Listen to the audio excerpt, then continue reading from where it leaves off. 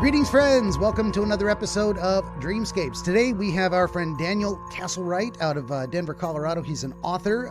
He wrote the book Helix Mysteries, The First Change. You can find him at castlerite.com. That's right, W-R-I-T-E. And we were joking earlier that that's like a prophetic or what do you call it? Like a predestined to be a writer at some day. Type of thing. Anyway, we're going to get right back to him in 2 seconds. Would you kindly like, share, subscribe, tell your friends? Always need more volunteer dreamers, viewers for the game streams. 15 currently available works of historical dream literature. This is the part where I shill my own books. The most recent, Dreams and Their Meanings by Horace G. Hutchinson, book 16 of the ABC series, Augury, Bibliomancy, and Chaos, I call it. All about dreams. You can find all this and more at benjaminthe.dreamwizard.com, audio MP3 versions of the podcast, complete listing of all 16 books, growing encyclopedia, and all that good stuff. That's enough about me. We'll get back to Daniel. Thank you for being here. Thanks for having me. Good deal. Yeah, I love talking to people. Never know we're going to get. So we already miscommunicated about the timing of starting it. It's tough with the Pacific and Central and Mountain. I say get rid of all that. I don't know. How do you do that? But especially when the time zone changes, I'm over that stuff. I don't know how you feel about that. Yeah. Like, it makes sense. I like the daylight, or you prefer I just want stop changing it. Stop changing my clocks. That's what I say. I agree. So we've already talked a little bit, and I was lamenting earlier that I wish I'd kind of saved that. It was a pretty interesting conversation. We'll probably rehash some of that stuff here. But a good place to start is with your book. What is Helix Mysteries? Yeah.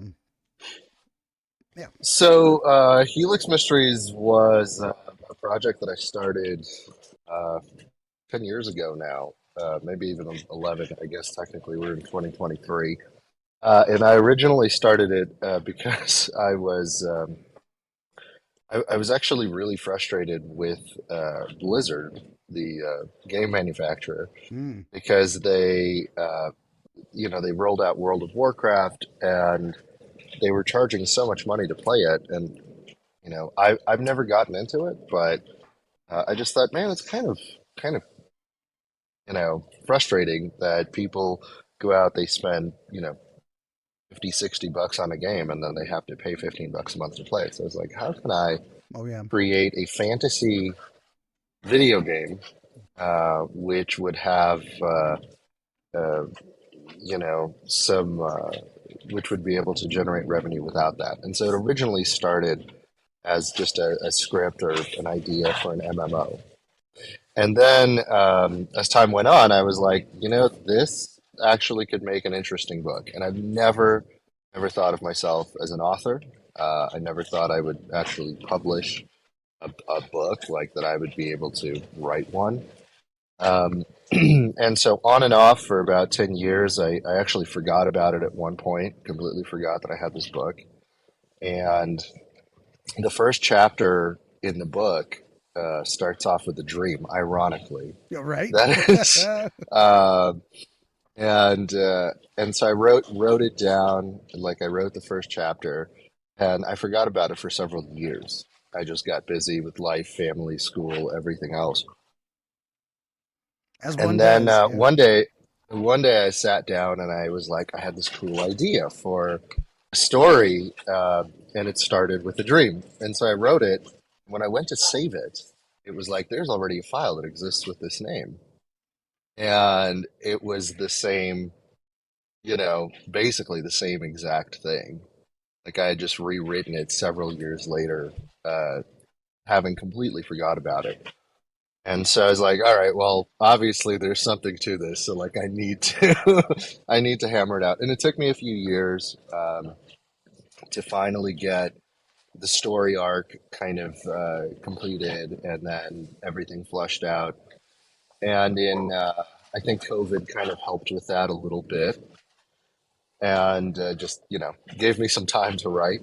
And then I just in 2022, I was like, I need to get this published. Like I want to hold it in my hand. I've got the whole book. I've got the whole story.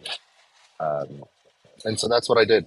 I basically finished it, edited it all myself, and finally published it. And so I've gotten some really cool feedback on it. It's a story about Sam. Sam is the main character, and Sam goes through a transformation and starts changing into something weird, kind of a mythical creature, Mm, and kind of what that plays into, right? Like what would the world look like if things started to transform? And obviously, it's kind of a mix of science fiction and mythology and fantasy.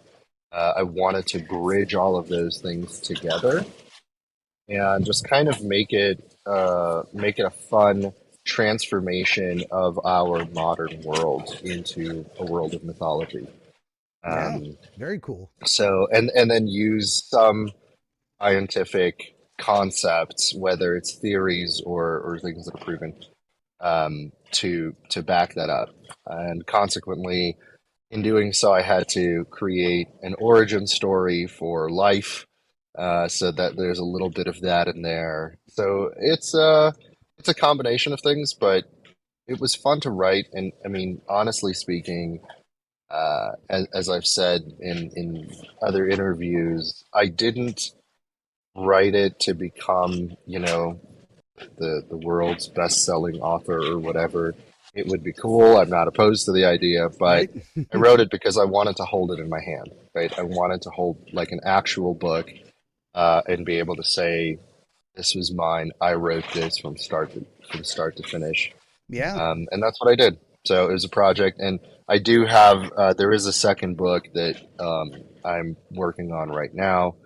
Um, because if I just ended it where I did, people would be quite quite angry with Yeah. me. I Well, think. you can kind of feel that as an So author too. Like this story isn't finished, and your audience will have that same experience. But what happens next? Where's the where's yeah, the full conclusion? What yeah, happens to all these yeah, threads that are kind of dangling? Yeah, yeah.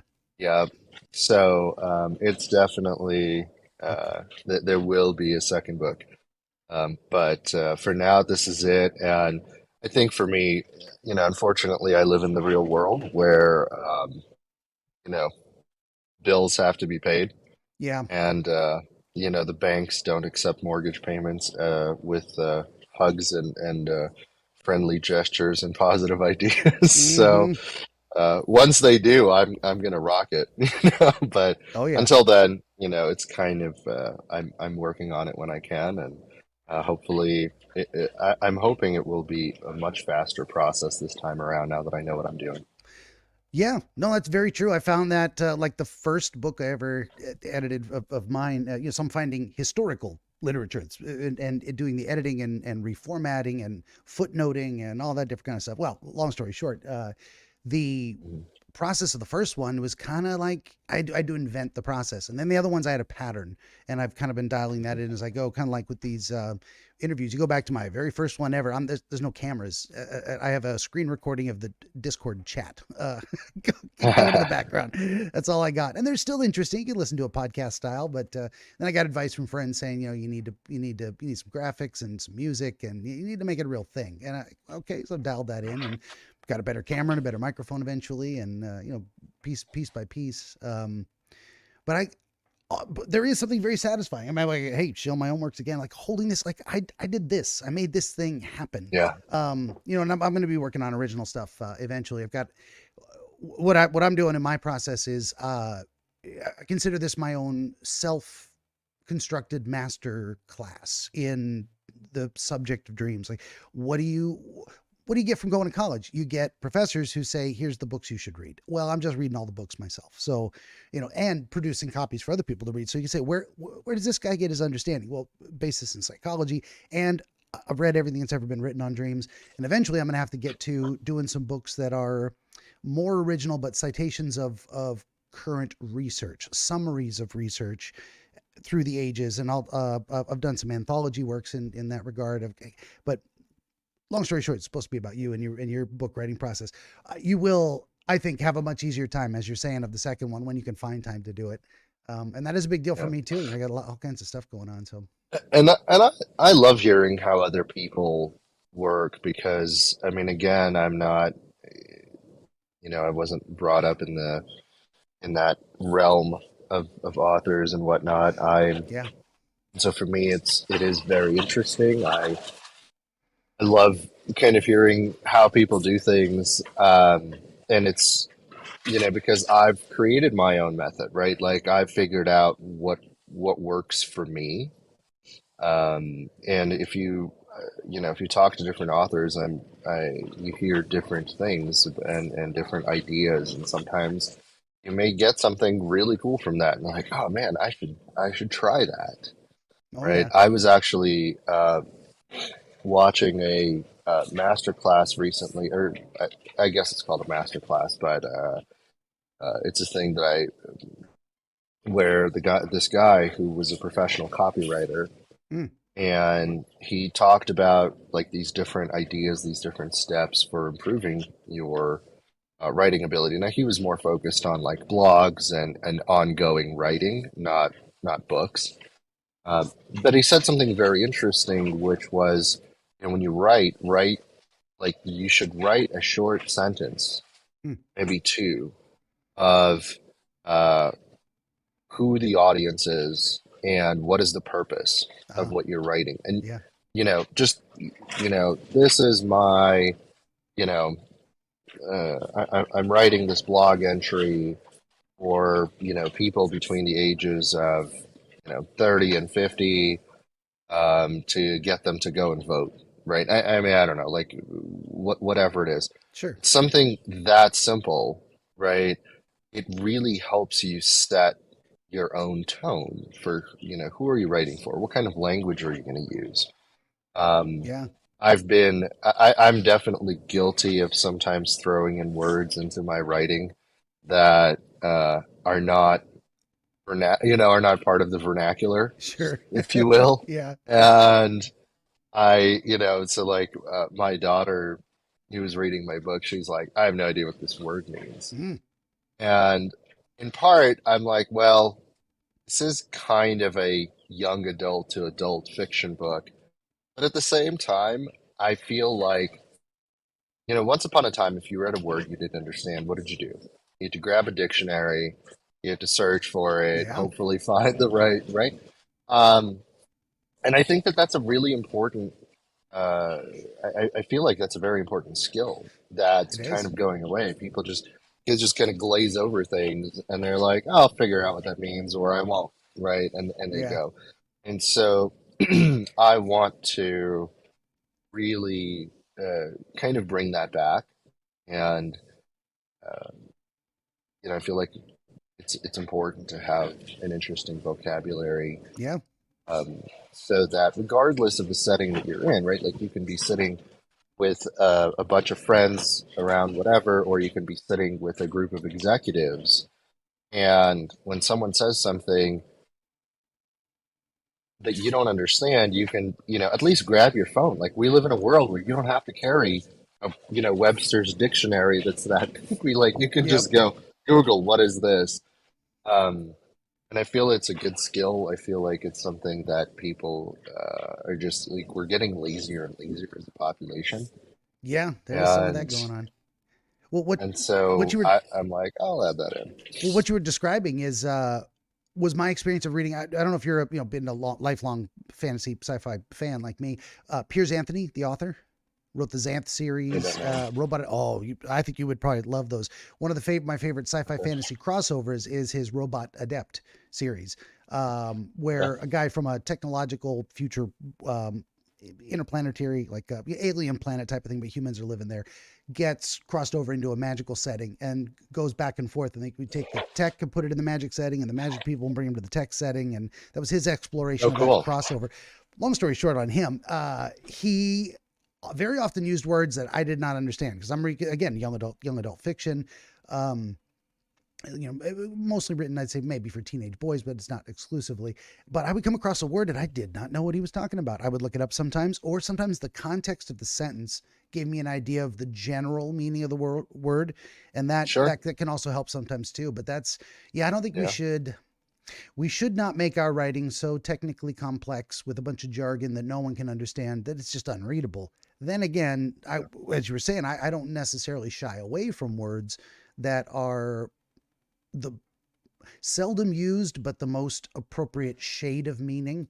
Like we have words that cluster together, like they all mean a different type of this broad thing. Like Yeah. the Greeks used to have what 7 words for love, and now we've kind of compressed it into love. Well, you love someone or you don't. Well, is it familial love, brotherly love, fraternal? Yep. Is it romantic love? There's all these different shades to it, and we tend to use different words anyway.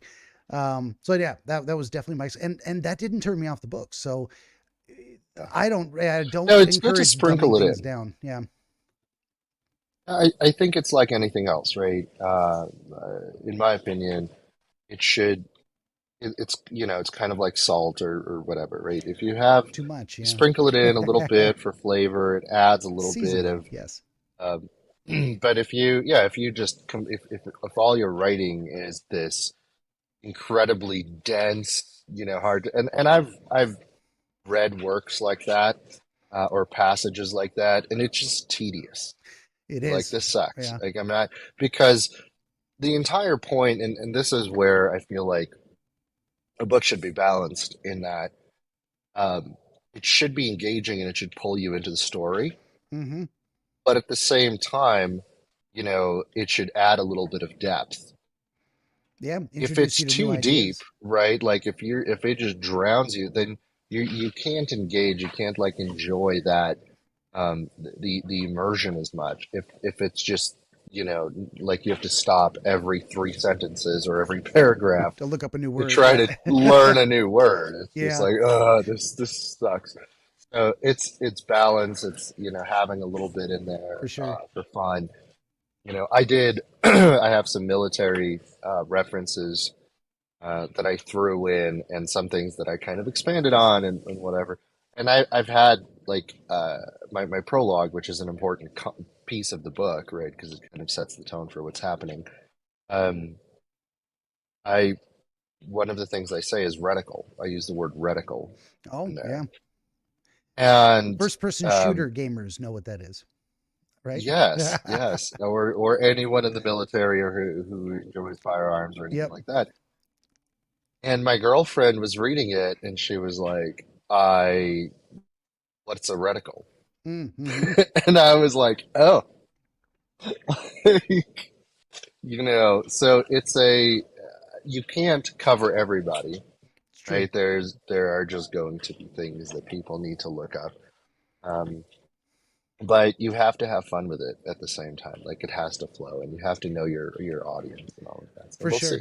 Well, one we'll advantage I see. have doing, say, these nonfiction historical books that are more talking about philosophy and science and stuff, they are heavily footnoted. I mean, if you took a book, I think one of them started with 90 footnotes from the author, and I added like 180 more because I'll come across words that are I know what they mean, or I don't know what they mean, and I had to look them up, or I come up, historical Right. persons, and I'm like, well, who is this guy he's talking about? Why is it relevant to that? Oh, here he's this guy. He was a doctor in the 1800s, and he wrote about this thing, and here was his theory on dreams.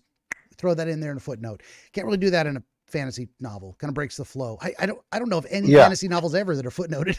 Well, that gives me a unique advantage to be. I was going to look up something like give you an example of something I defined for people. Um, and I don't know that I'm going to be able to.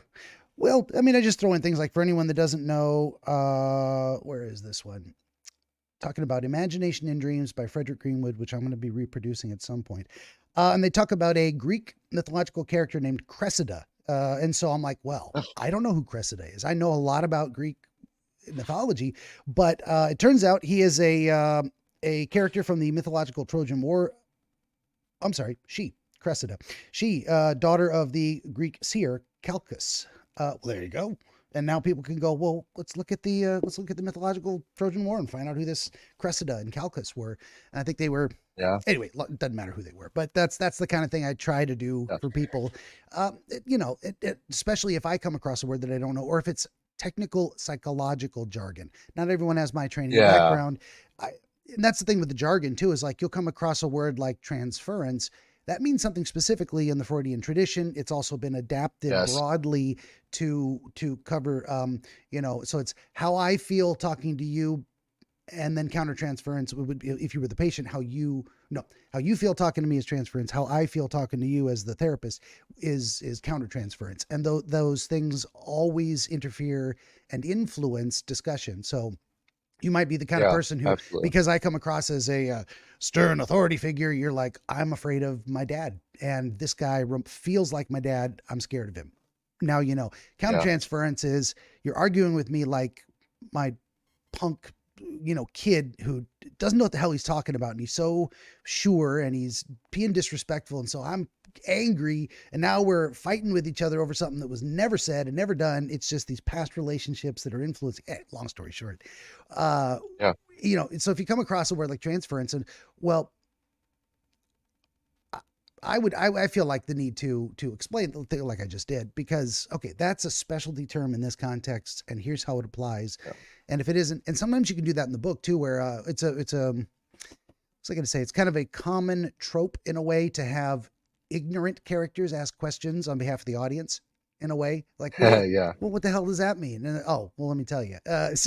I did that in my Yeah, book, especially with because I threw in some kind of a few jokes, a few stabs at that occur between branches of the military, right? And mm-hmm, someone who's never served in the military, whether it's because of their age or choice, whatever it is, um, they would not understand that, right? They don't, especially, and the other piece to it is it's important to explain, which I do, right? And I throw it kind of. I have my main character ask that question, like, "What the heck? How are they doing this?"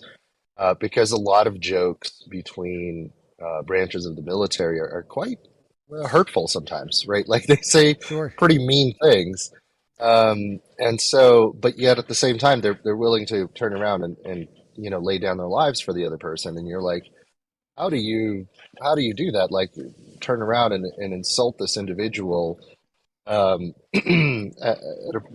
a deep level, but then you're and so explaining that dynamic Mm-hmm. is something you have to do for people who otherwise would be like, wow, these guys are just really mean to each other. And I mean, it looks like that but sometimes. Yeah, you play the cut but down game. yeah, no, I mean you have to. A lot of it has to do with just the ability to. Part of it is humbling, right? It's uh, you make fun of other people, but you also make fun of yourself, and you allow others to make fun of yourself without getting hurt by it. Uh, because part of it is you need to be humble. Like you can't walk into battle or something like that as this arrogant, like pompous, I'm gonna, and so that's one. The other part of it is that the world is can be very dark, and Mm-hmm. and you know, and there are a lot of things that are very, very difficult to deal with emotionally and psychologically. And so um, part of it is that you make dark jokes or mean jokes, and you do so in order to deal with how horrific things can be and how horrific people can be. Absolutely. And so there is. Um, and to someone who hasn't experienced it, like we live in a very diverse world in terms of experience that people have. Um, and people who have, I don't care whether you served in the military or not, right? Like if you've never been to a place where life is truly hard, like if Mm-hmm. you've born and raised in the United States in some nice little suburb, whatever, and you think that because your stomach grumbled once, that means that you're starving to death, right? And you don't know what the actual meaning of starving to death is. Oh yeah.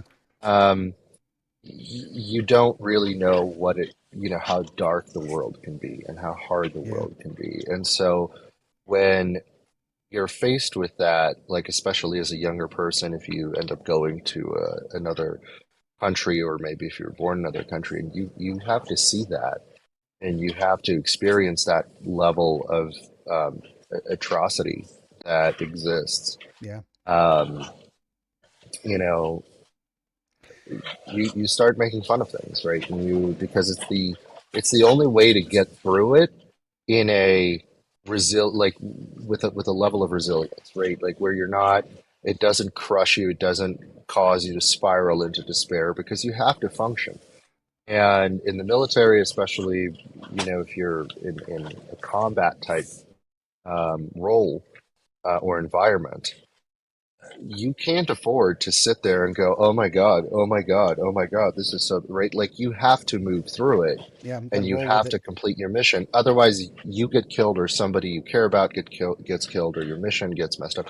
And so, and that's one way to do it, right? Is to make fun of it. Yeah, As dark as it may be and as insensitive as it may be, like that's how you deal and that's how you cope. absolutely. Though it's very So common in I, the. I Oh, go ahead. It's very I common. was just saying I added that to my book, and I thought it was important to kind of explain certain For sure. pieces of No, that. it's a great So, comment. I actually put a little note here, like, so I make, what is it? I clip out things for a 5 or 10 minute thing, and I make little YouTube shorts. It's something you just got to do as a creator. It's yeah, I'm part sure. advertising, part clicks, you know. But I think this is a very, and so I try to highlight things that are important psychological principles that come up in conversation and share that with the audience.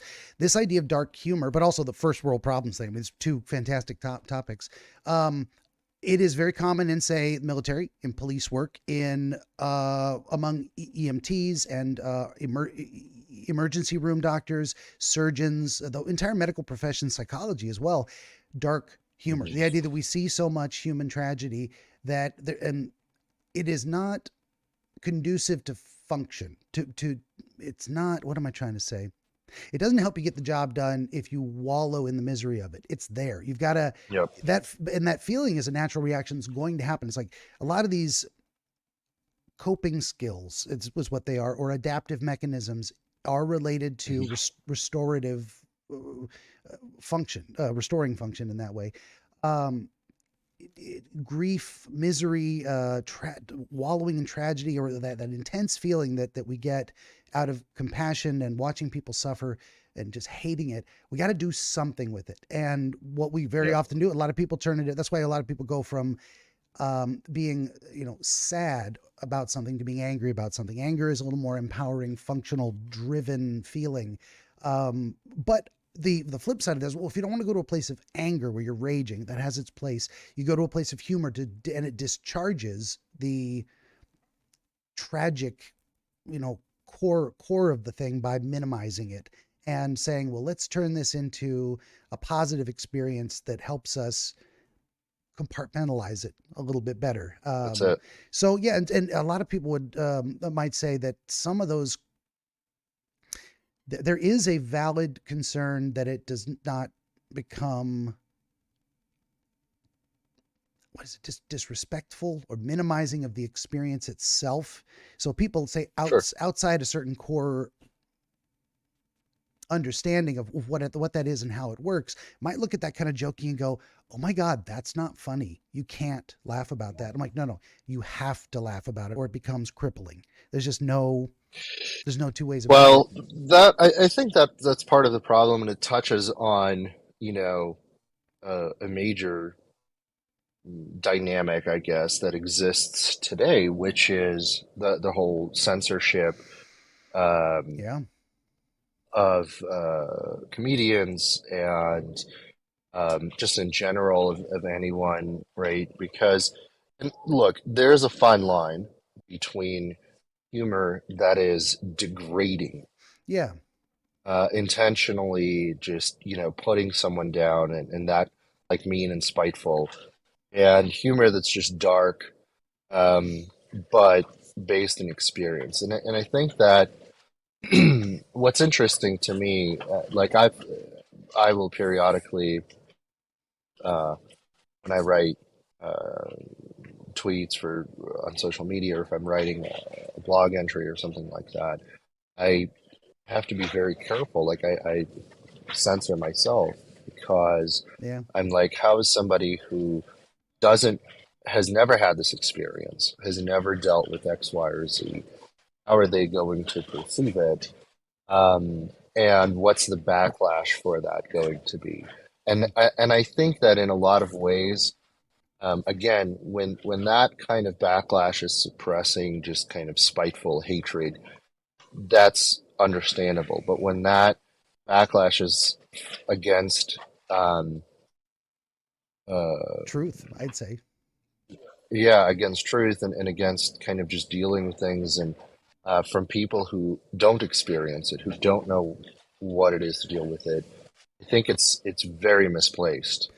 Yeah. And um, again, you have to be able to laugh at yourself. You have to be able to laugh at the world because there are beautiful and amazing and wonderful things in this world that are interesting and experiences that people should have, but there is also a tremendous amount of like darkness and and evil and just horrible, heinous people that exist. And um, if you're just going to go around and this is part of this first world problem, right? If all you're going to do is get outraged by everything that seems to you like it might be mean, um, then you need to go out and live a little bit, right? Like you need to go see some dark, dark shit, Yeah.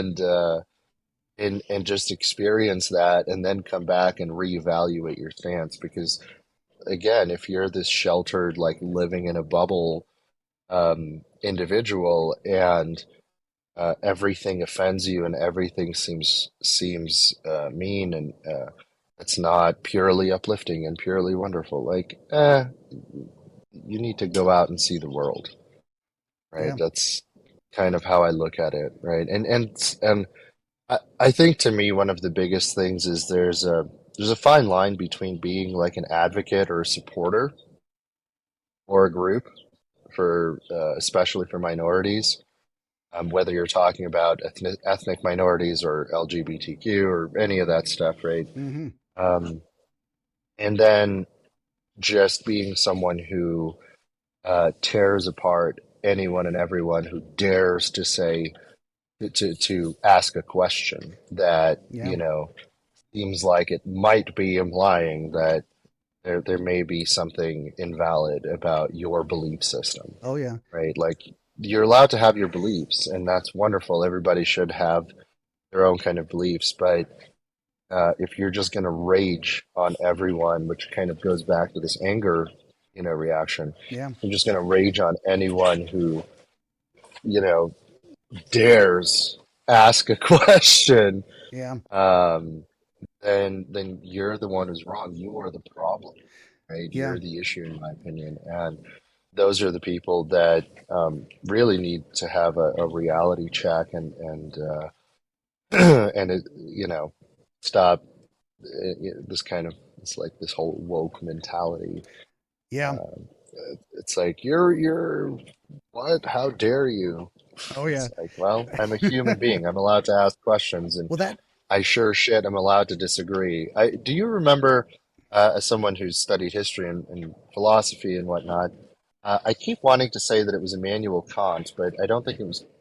Sorry, not Kant. I keep thinking it's John Locke, but I'm pretty sure it's not. Who said, I may disagree with what you say, but I will defend to the death your right to say it." It's no, I've got that saved on my phone as a meme, and I've posted it a bunch of times. And the first name that jumped to head is Voltaire, and it's not. But that's what made me think of because he said a lot of good stuff. See, I always think it's Locke, but I know it's Well, not Locke well, either. there's So John, I'm just and like, here's what I think because there's John Locke, but I think it might be John Adams, like one of our founding fathers type of figures that yeah, said it somewhere. Someone in that. I'm gonna look it up now. Should flash it on the screen. It was this guy, but we'll see if I remember to do yeah, that.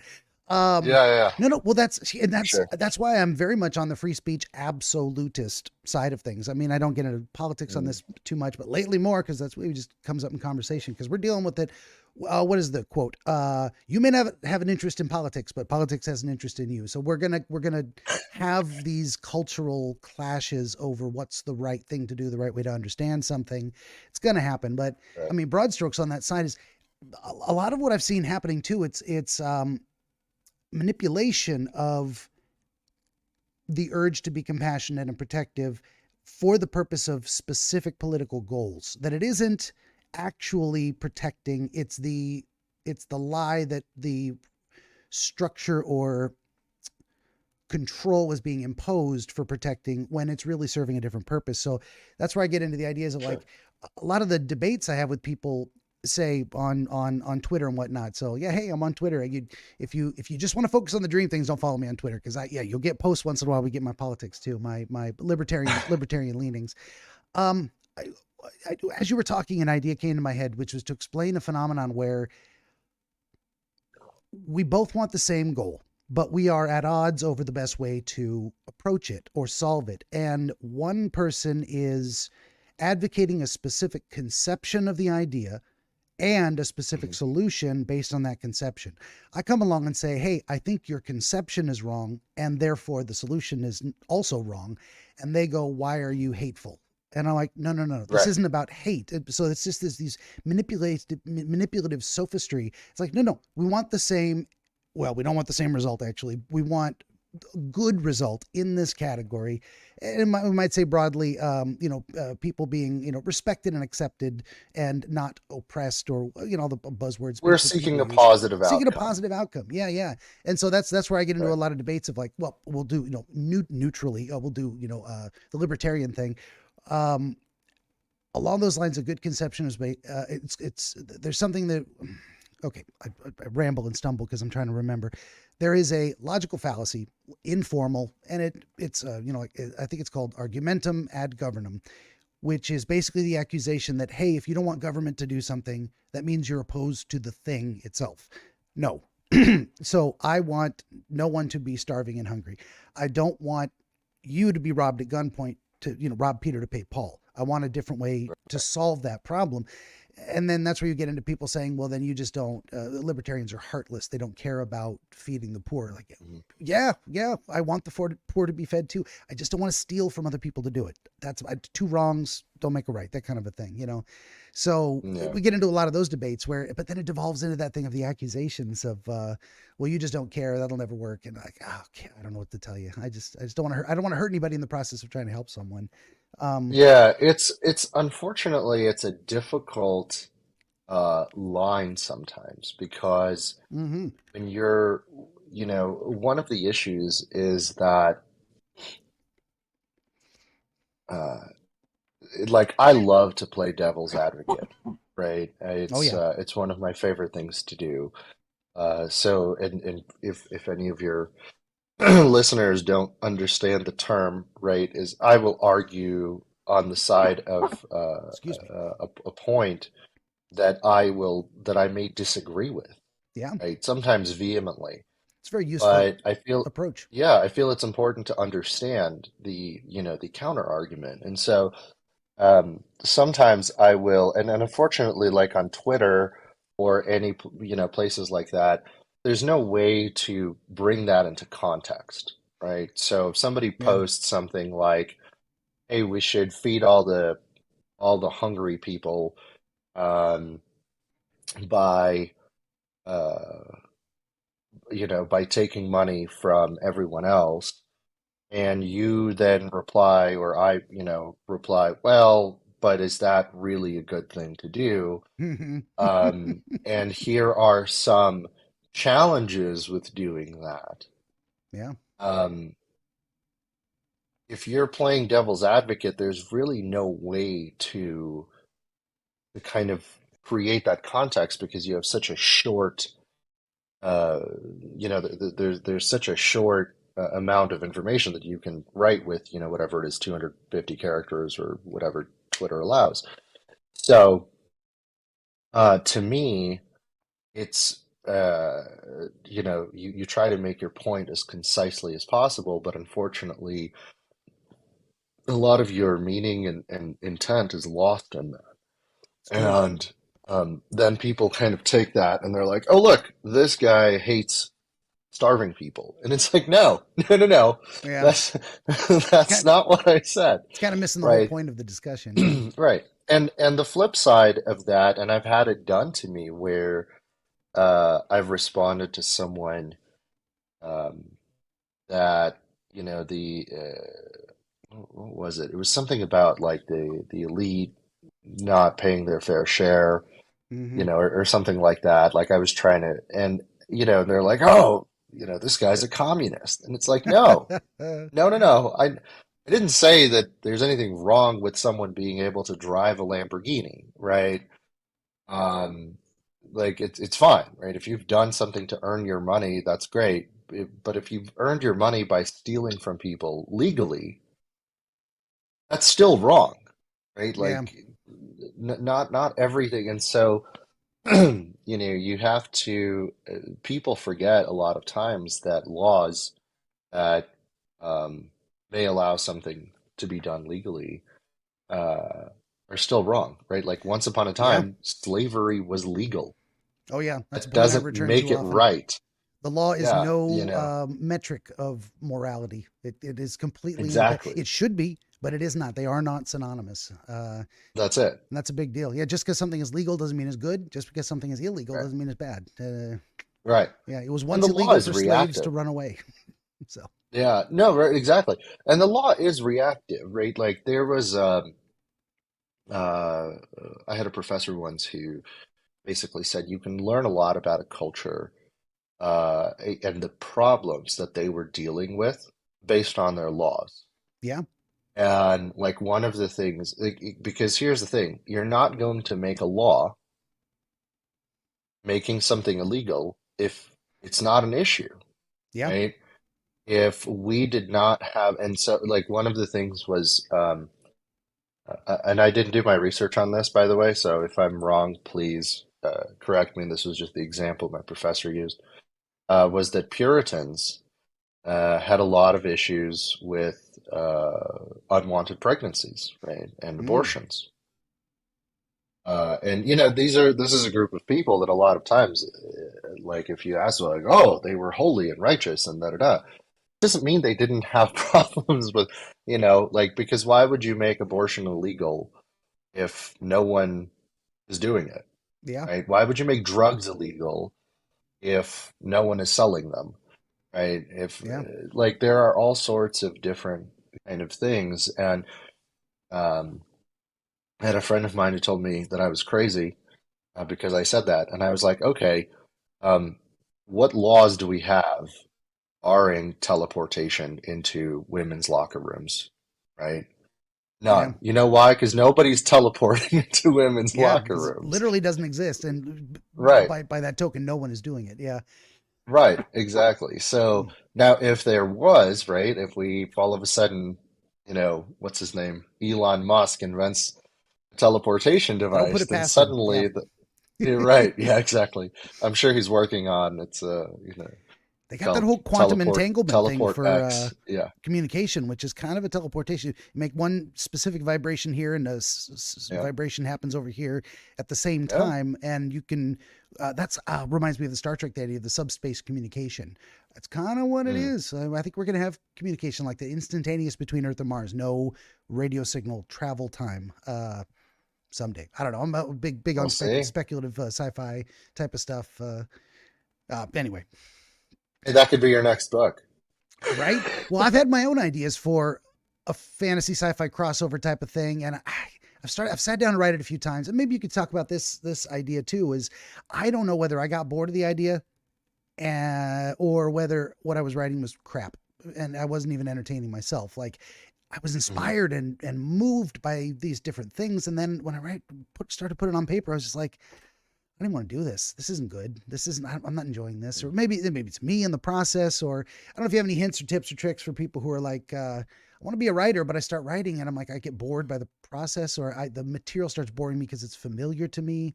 I don't know if you experienced that yourself and had to work through it in some way. If there is a way to work through it. Um, I've had chapters that I've written that, as I was reading, like rereading to do the editing and all of that, and I was like, this is getting really boring. Mm, And so, but at the same time, the information in it was in a lot of what it was very pertinent to advancing the story. And so what I realized was that a lot of times all it takes is a shift in setting or a shift in how things are taking place. So For me, the first thing that I did was I added, um, I basically made it remote, at least in part, and I shifted so the conversation was just kind of very revealing of some of the things that happened. Again, historical facts in my book. Hmm. Um, and it was a conversation that was taking place inside this, military compound in a briefing room. And it was like two very long chapters of just this conversation and back and forth questions. And all of the things that were happening and asked, they were important, but it was really boring Yeah. because you're just like, this person says this next character says that, then this character asks this. Yeah. And it was just ongoing. And so what I did was I shifted the setting. I rearranged it, like I broke it up into more chapters. I Mm. rearranged it and um, I took some of the characters, put them on a plane where they were having like a remote, they were remoting in. I was able to add some humor as a result. Um, and so I just, a lot of it is breaking it up and rearranging it. And that actually took me like a month to do that.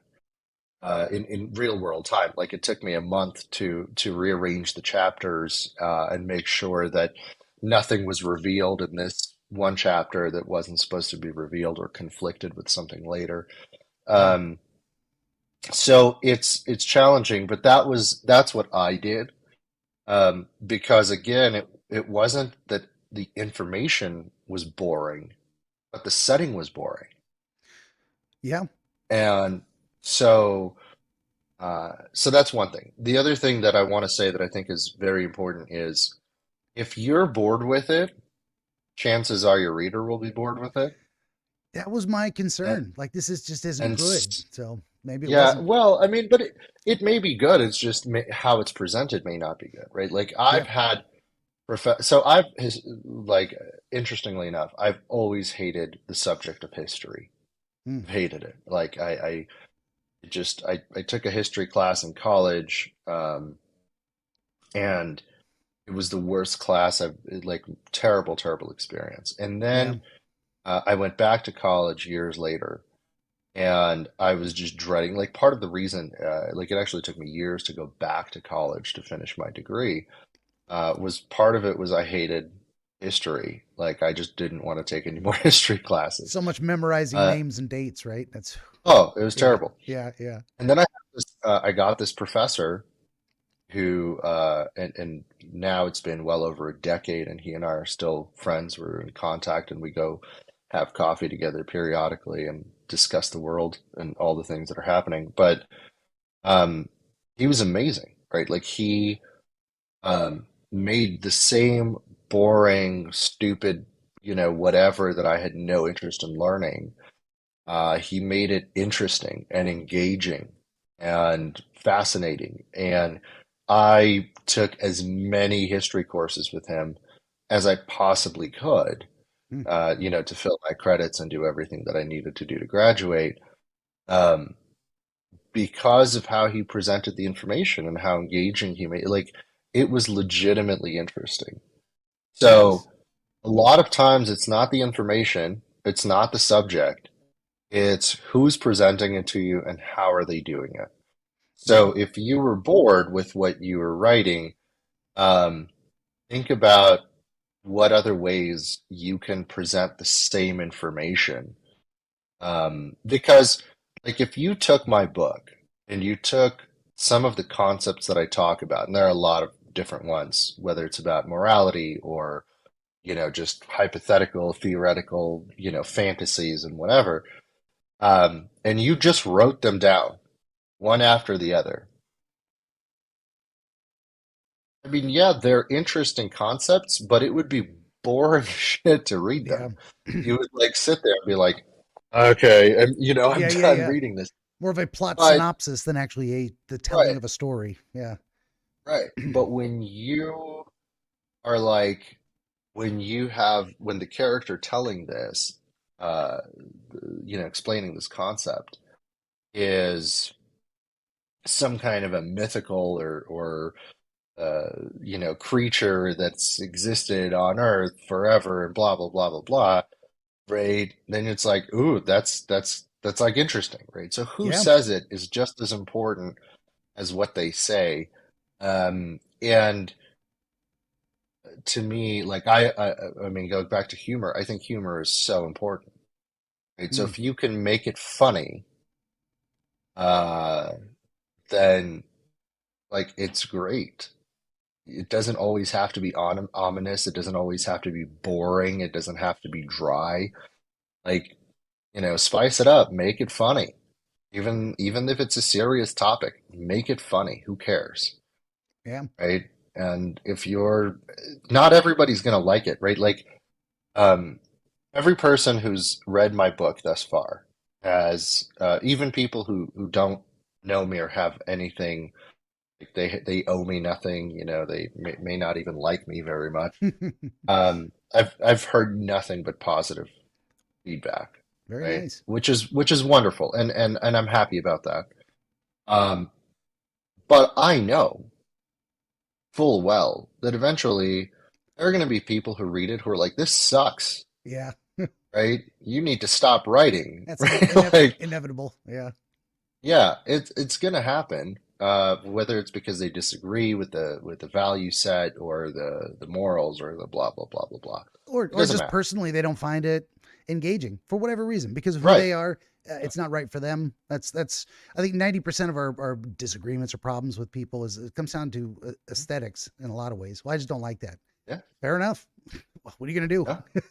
Yeah, you're allowed to not like it. Yeah, And the yeah, thing yeah, is, that's what makes the world great. Because if everyone liked the same thing, the world would be really freaking bland. Right? yeah. Like we would live in this world where everyone would wear the same thing, everybody would, tell the same stories, like it would never change. And Oh yeah. so, um, you have to, they say that your taste changes every like 5 to 7 years. Hmm. Um, and so I make it a point to try things that I know I hate Yeah. every once in a while, right? Not because, and sometimes I'm like, wow, I actually really like this now. And I used to hate it. Like, I mean, vehemently hate it. Yeah. And I, now I like it. I think Like, I enjoy it. a great analogy for that is so you're related to the book and the setting and the idea of presenting the same information in a different way to make it more engaging or interesting. I used to have the same experience you're also talking about with, say, foods. Hated Brussels sprouts as a kid, and Mhm. now actually really like them, but only if they're prepared by being roasted in an oven. So you cut them in half and you toss them in some oil and you sprinkle some, garlic salt and Parmesan cheese on them and you roast them face up. And man, they come out crispy and delicious. You dip them in a little bit of ranch. That is presenting the same thing in a new form that actually gives it better texture, taste, and also something I used to Exactly. hate and now actually rather like. Very interesting. Still not a big fan of salads in general, but some things you never Yeah, outgrow. I love a good steak. I couldn't ever be vegan or vegetarian Right? because I don't think I can ever walk away from a well prepared steak. Oh yeah. Not well done, not well done, Yeah, well medium prepared. rare ish, depending on the That's cut, it. right? Yeah, That's that's it. what I'm talking about. Yep, medium rare. Not quite raw, Yeah. but No, no, yeah. no, no. I laugh at that when I go to places and like, oh, I'd like my steak well done, and it's like, what is wrong with you? Yeah. Well, Just order chicken. I've heard an expression: a well done steak is medium rare. That's how you do a steak well. It's not That's well right. done Yeah, if it's well done. Anyway, yeah, just an expression I yeah, heard once. Someone being yeah. clever. Um, I came across another guy on the just random stuff. A guy on the internet who said his in his Twitter bio was aspiring aphorist, aphorisms, short witty phrases. Oh, And I've decided to for myself that I am an aspiring alliterative aphorist. I like it. I like alliteration. So whenever I can, I like making my phrases, rhyme or start with all different of the same letters. I don't know. It's different Sure. playing with words like that. I've always been into the writing and literature side of things, and especially the editing and formatting stuff. I mean, it's just speaking of sci-fi and fantasy in general. I can remember being 13, 14 years old and making my own custom Dungeons and Dragons character sheets because the one at the back of the book, I didn't like. I didn't like the way it was formatted, so I changed it to be my own Mhm. thing. And I was doing that. I was doing formatting of pages of text and in Microsoft Word way back when in the olden days in the 90s. So I've always Mhm. been doing this kind of thing, and now I'm trying to turn it into a more of a, well, my day job basically. So Yeah. No, it's good. I think, and this is kind of what I uh so when I write, uh I like to I like to take ideas that are sporadic, right? And then shape them. mm, So if you imagine somebody taking a piece of clay, and shaping it and whatever, to me, that's like that's kind of what I do with my ideas because I'll be driving and I'll be listening to a song and it's kind of the beat or the melody or some like a word in the song that I might have heard 100 times just triggers something, right? And I'm like, oh, this would be kind of cool. And I will kind of just ruminate on it and expand on it and see how I can plug it into the rest of the story. And so a lot of the chapters excuse me. in my book really just originated as these purely sporadic ideas because Yeah. I'd be like, oh, if this kind of creature existed, how would it have come to, you know, how would it come to be? And what would its, if we take the mythical, just the purely mythical side out of it and look at it from a combination of mythical and science, and science, like how could we interplay those things? Um, so uh, a lot of times it's when people ask me like, oh, do you outline your stuff? Do you do X, Y, and Z? And it's like, no, I don't. Mm, I allow the ideas to kind of flow and then and sometimes they're inspired by, something I saw. Maybe I was watching uh, you know, maybe I was playing a video game or watching what's it called? One of the Marvel movies, right? And I saw a special effect mm. that, in my mind, I'm like, that's what, when my character shoots a fireball, that's what it looks like, Oh right? yeah, yeah. And that makes me think of, okay, right, like this is now a character that's wielding fire and blah, blah, blah, blah, blah. So how would I describe that with words as opposed to, because I saw this flash or whatever that had a certain color in it, and what word would would I like that word pops into my mind. Mm, It's like, oh, I want to build around that, and I want to build an entire scene that's leading up to this, you know, spark, this flash, this explosion, and I use this word to describe it. And like I've literally written entire scenes just based on that, like just these very sporadic cool. inspirations. Um, so I think that, when you write, sometimes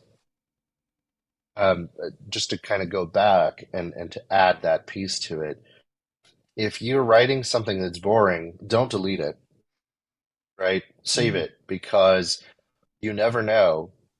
Something might trigger this idea, like just one word that you can throw in there that's gonna just it'll be like the magnet, right? That you drop in a bunch of um, shards of metal and it just kind of pulls everything together. gotcha. Just, sometimes it just comes to you. Yeah, for sure. And that, I mean, we still have no idea. I've talked to so many people on this subject. One of the recent episodes was a guy who was talking about the concept of creativity itself and where it comes from, and that kind of logic versus more inspirational, intuitive side of things.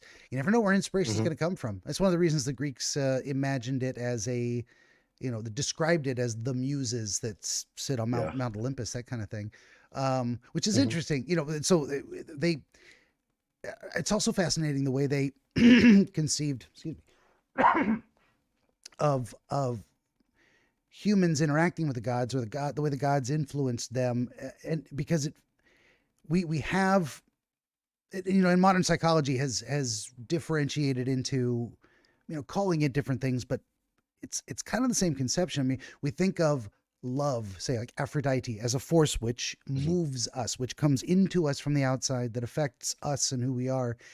We don't think of it, so they conceive of these as the gods. Man's urge to make war comes from the god Ares, that kind of thing. Yeah. Um, so the muses would then be where ideas and inspirations come from, these thought forms implanted or put into our head, which kind of brings me back. We go, well, they had I think it was Clio, the muse of history, and that brought me back to our discussion of history too. And my problem with it is that I do love works written by people, because you can say this person said this thing at this time. Here it is, book, bam, it's a book. Then we get into other things where it's like it's a game of telephone. And how do we know the narratives were being told? That was always my biggest problem with history. Is like, well, who says? And why should we Hmm. trust them? Why should we believe that actually happened the way they said it did for that reason? And here were the results. Hmm. It's yeah. Then that, I mean, ultimately, at the end of the day, like, I wasn't there. I don't know. So for me, I put history in the context of maybe that happened. I don't know. It's a cool story. You Well, hope you know the you hope saying we're that not being history is lied to. written by the winners. Yeah, and there's no way to know sometimes. And there's some, actually, I retweeted something today that was like, certain stories have been included in um, textbooks, history textbooks for high school kids, that tell a story about recent political events that I don't think is accurate.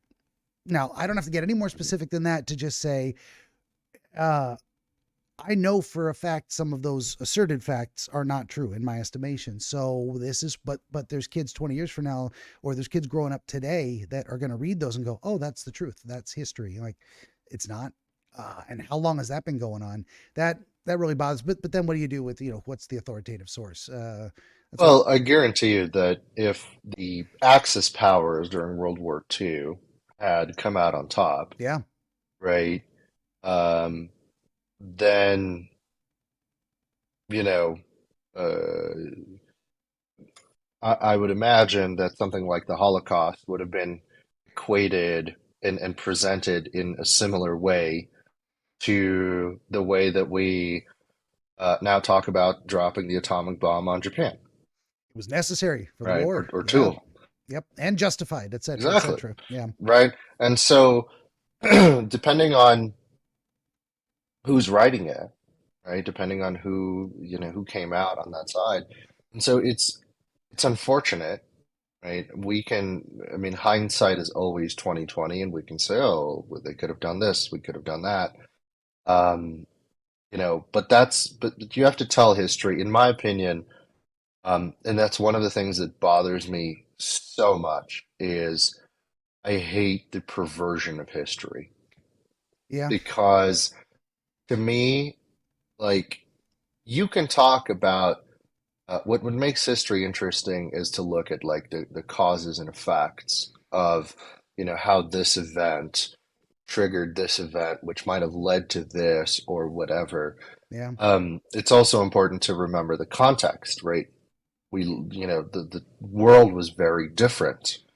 Um, but what I hate is when they start perverting history and I call it perversion, right? Like very intentionally Mm-hmm. that. You don't get to change the story because the original story was, morally deprived, or because your morals today disagree with what it was back then. And actually, this was not my idea. I watched a YouTube video that I wish I had saved. I can't remember what it is now, but the guy went over the story of that is presented in the new movie that just came out called The Woman King. Oh yeah. Mm-hmm. And he like went through, and I've actually looked up some of the things that he said. to see like if historically that is accurate, or if he was just one of these people who, um, was just making up something because he didn't like it. Um, and so, like, I actually went through and I looked at some of the history behind it, and I didn't look up every single fact, but the ones that I did look up, he was very genuine about. Like, he was very Yeah. accurate with what the history of it says. And the fact is that the quote unquote woman king, right? Like, first of all, they had a male king, um, and second of all, women were essentially in that kingdom treated kind of like he did have an elite all female fighting force, right? Mm-hmm. Like that was true, except that they would go around and enslave people and then They were sell not the them to the heroes. white people. Yeah. They were not And the heroes, and they not got even remotely. and to my knowledge, they got their ass kicked multiple times, and eventually, finally, in a way, like the final ass kicking, and they were. Anyway, but as you were saying, the Yeah. the the narrative But to being me, sold to it's us in that story is not historically accurate. It's being right. served up for political purposes, which Right. And I'm like, that's always shit, ruins right? ruins Like the there are story. plenty of good historical, whether it's historical or whether it's, fantasy, or mythology that comes from Africa. Oh yeah, yeah, Uh, but why not tell that story? Why do you need to twist this story, make to fulfill this bullshit narrative, right? That you're spinning because what some people on social media think that like that's great, or the people in certain organizations think that's great. No, like stop it. We all did bad things, right? I don't care what ethnicity you look at. They all did bad things, right? I yeah, mean, America has had slavery, and it was bad, but it wasn't only African slaves, right? Like yeah, we've had other ethnicities that we've enslaved, and every nation on the planet, virtually at some point in its history, yeah, has had slavery of one form or another. And at the very least, they've had some kind of a caste system, right, where groups of people were put down and treated like dirt. yeah. So, you don't need to overlook that. I'm not saying don't talk about it. Talk about it. Absolutely. It's important to discuss those things. It's important to discuss why they're tragic and why they're bad. Um, because as we grow and we evolve as a population, right, regardless of what background you come from, um, I think it's important that our morals and values grow with that as well. Sure. But at the same time, history is history. You don't get to change it Yeah, and to and we to shouldn't to change it because perpetuate your story. yeah, because if we don't know what actually happened, we don't know. We can't learn from it. I mean, you can't conveniently Oh, rearrange facts in the past. That's one of those things where it's like we are all the descendants of both the conquered and the conquerors. It's in hmm we are there's no and go that whole idea of tracing genealogical blood guilt back through the ages to punish people hmm today. It's a bad idea. It's a bad idea. No. And here's this inspired me to think of something. So I'm looking at the again. This is another one of those political topics that you'll get into arguments about on Twitter. And we look at the idea of Disney casting a black actress as Ariel in a Dutch or Danish whatever fairy tale, and it's like I think that's insulting for two reasons. It is disrespectful to the legacy of the original author and culture that produced that story. And, the other hmm people have written similar stories. There's been stories about mermaids for ages, but he wrote that one in that way because it was his conception based on the influences of his culture and at that particular time and place. And there It's it what he is. had to deal with. Yeah, yeah. It's like here's me telling a story that's relevant to my unique circumstances. So what I've been Right. advocating for is stop taking Western European stories and putting blackface on them. I think that's insulting also to African folks because there are African fairy tales you could be telling. Now, I've been saying this for over a year or two now, and that's my focus of criticizing those, wokeification of movies from that angle. Netflix. brand new little short limited run series just popped up. African folktales featuring African actors, directed by African directors, telling traditional stories of their homeland. I've got it on my queue to watch. This is what I've been asking for. This is how you do it. You find other stories from other places and you tell those. Tell them we're eager for something different. Yeah, Don't do the 17th freaking remake of Little Mermaid. You just stop. yeah. So there's here's what I will say. I will say Mm, two things. Number one, I agree with you. mm. Number two, I can see why they do it, Yeah, right? And the reason that they do it is because it's a business. At the end of the day, anybody who thinks that Disney is woke is delusional. Disney is not woke. yeah, Disney is a business that rides the popular wave. Right now, woke is the popular wave. They're riding it, right? If tomorrow aliens land on Earth and that becomes the new rage, they will forget all the ethnic stuff. They will forget all the LGBTQ stuff, and they're going to ride the wave of aliens yeah. if that's what happens, right? They are a business. They know what sells. They know what has sold. And when you look at making a motion picture, especially in today's world with all the added expenses, um, for a studio like Disney, right? They're talking about sinking somewhere between 50 and $100 million into a motion picture, even if they own all the rights to it. They're not going to do that because they're like, oh, here's a cool story from Africa, from Zimbabwe, Hmm. and it's popular in Zimbabwe. And in Zimbabwe, lots of people know this story, and if we made a motion picture out of it, everyone in Zimbabwe would watch it. You think they're going to do that? No. They look at it and they go, how many millions of dollars have other motion pictures or animations or books that tell this story from Zimbabwe? How much money have they made? Hmm. Oh, none, right? Like no one's ever heard of it. So from a purely business point of view, it's a gamble, right? Yeah. The Little Mermaid is a tried and true story, Hmm. For at right? least That has 30 years. made, Yeah. yeah, Well, and it's or made 100 or more. Yeah. hundreds of Yeah. millions of dollars in different iterations, It's right? true. So that's one thing. The other thing is that woke is cool right now. That's the new, that's the wave that all the social media influencers are pushing. Hmm.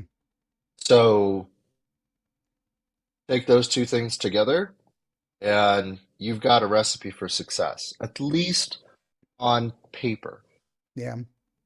At least in the right? short term On too. And paper, then we might find out it doesn't actually work. yes. Yeah, which Yeah. I kind of hope that. I So, hope people being disingenuous like that of like, hey, what if we just slap this rainbow flag on it? Now people will buy our Pepsi, that kind of thing. And it's like right, once exactly. they catch on, you're doing it for instrumental reasons, not for real Yeah. moral What is that reasons. show It's a that's backlash. where they made I think wasn't it a Netflix show or maybe it was a Prime show where they made the Queen of England where she was black. Yeah, might have been Amazon or something like that. Amazon's got an It's unfortunate tendency to be doing that to history. Yeah, yeah. yeah. Just And tell a different I'm like, story. Jesus. why?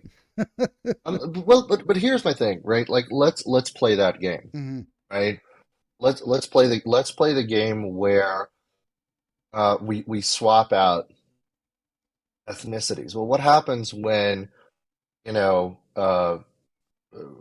Pocahontas, right, and comes in and we take all of the evil white men who came in and we make them black, Oh, yeah. right? What are you gonna like? Nobody would. Why is that not? If we're okay swapping out ethnicities in history, then we have to do it the same way, right? Yeah. Are they going to make some kind of documentary, or even just take what is it? Who did it? I want to say it was Marvel. There's all sorts of movies, especially people go back in time, right? Mm, And they at some way or shape, way or form end up in Germany in World War II.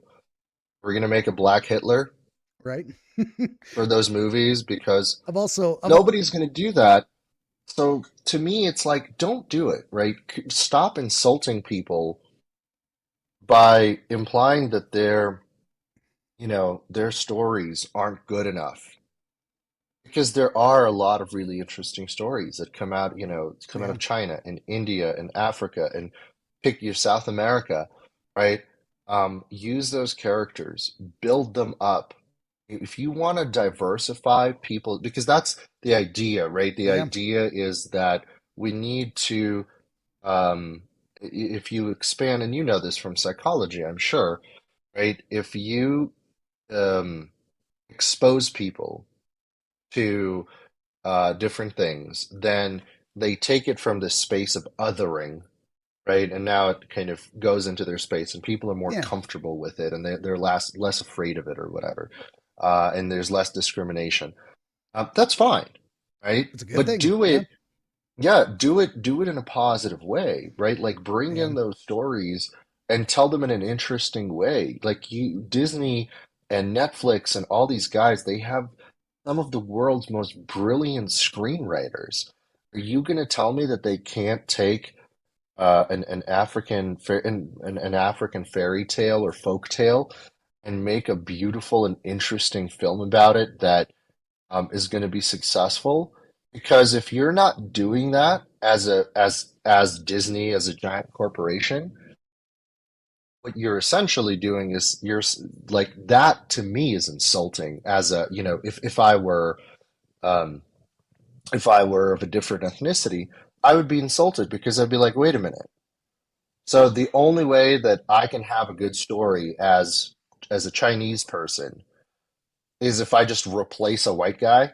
That's the only way my story is going to be good. yeah. It's not good.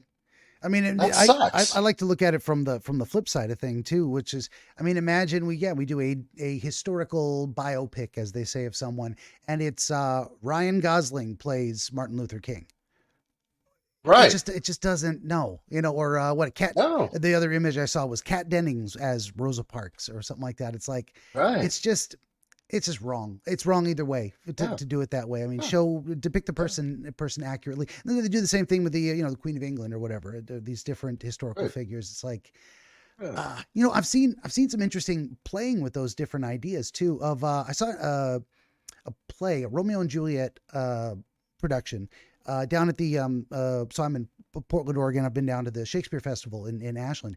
They did a Romeo and Juliet where the entire cast was, to say, racially diverse. I mean, and that's fine. Hmm.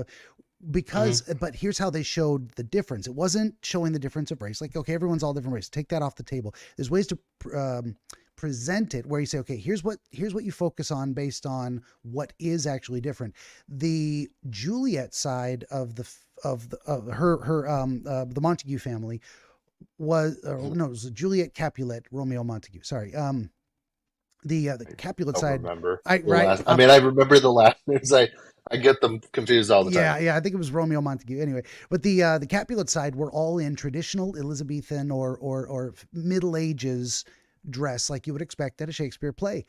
The Romeo side were all in modern day business attire, slacks and suits and jackets, and his Oh, family that's kind of cool. and the instead of swordsmen as their henchmen or their family retainers, they had dudes with the sunglasses and the little earpiece looking around like secret Secret security. Service. Yeah, Yeah. so it was like Yeah. they took they made it a completely diverse cast. Okay, everybody said the this distinction isn't ethnic or whatever. The distinction is they're out of touch by in time. Like the distinction was, this Yeah. is here's Yeah. the star-crossed thing. This is never going to work between these two families because they're from 300 years apart in a sense. Now they didn't bring time Yeah. travel into it, but they're putting this into your head of like, so there's a lot of creative different ways to do. And this is the thing too, as we get in the whole diversity, equity, and inclusion thing, there's right ways and wrong ways to do that stuff. And again, it's like more of a, I don't oppose necessarily some good outcomes, but the methodology and where you put those things in the hierarchy of what's actually important, I don't think those belong in the top 3 anywhere. Maybe in the top 10 Mm, in some instances, but those are things that are best, I think, to happen naturally as a result of things, well, equity and equality, or not the same. well, Right. no, they're not Yeah, the yeah, same at all. yeah. But there is also, and I am definitely not the first person to highlight this, but I've been talking about it for a very long time, before it became popular on social media and YouTube and wherever else. But demanding the same outcome is not the same thing as demanding the same opportunity, No, very right? different. Very different. And that I think is what is missing from. I think that's one of the things that's so different between the today's social justice warriors and the social justice warriors of, you know, 20, 40, 60, 80, 100 years ago, Mm-hmm. um, is that people have historically demanded the same opportunity and the same treatment. And that's absolutely right. I think Yeah. there's absolutely nothing wrong with that. I don't care what ethnicity, what gender, what, sexual orientation, what anything you are. You should be treated based on being a human being, Mm-hmm. right? Doesn't matter where, and you know, you should not be denied anything that I'm not denied or you're not denied or whoever, right? Yeah.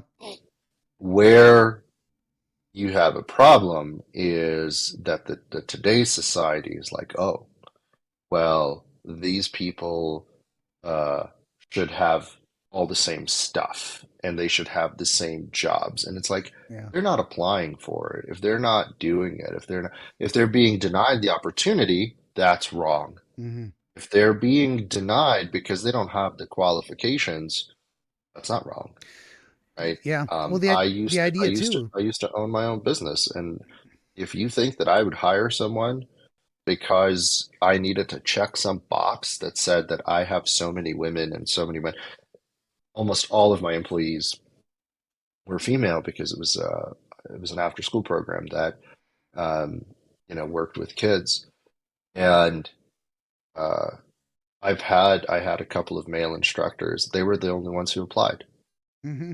right? There's going to be a difference in Everyone else who interest. Yeah. applied, yeah, everyone else who applied was female. But if you walked into my company, right, and you didn't know me at all, like if you took me out of the equation, if someone just looked at the distribution of employees in my company, they would say that I was discriminating against men Mm-hmm. because I had too many women working for me. And it's like, but that's who's applying, Yeah. right? I can't, you know, my goal as a company is not to hire people. My goal as a company is to fulfill my clients' needs, Yeah. Deliver the product. right?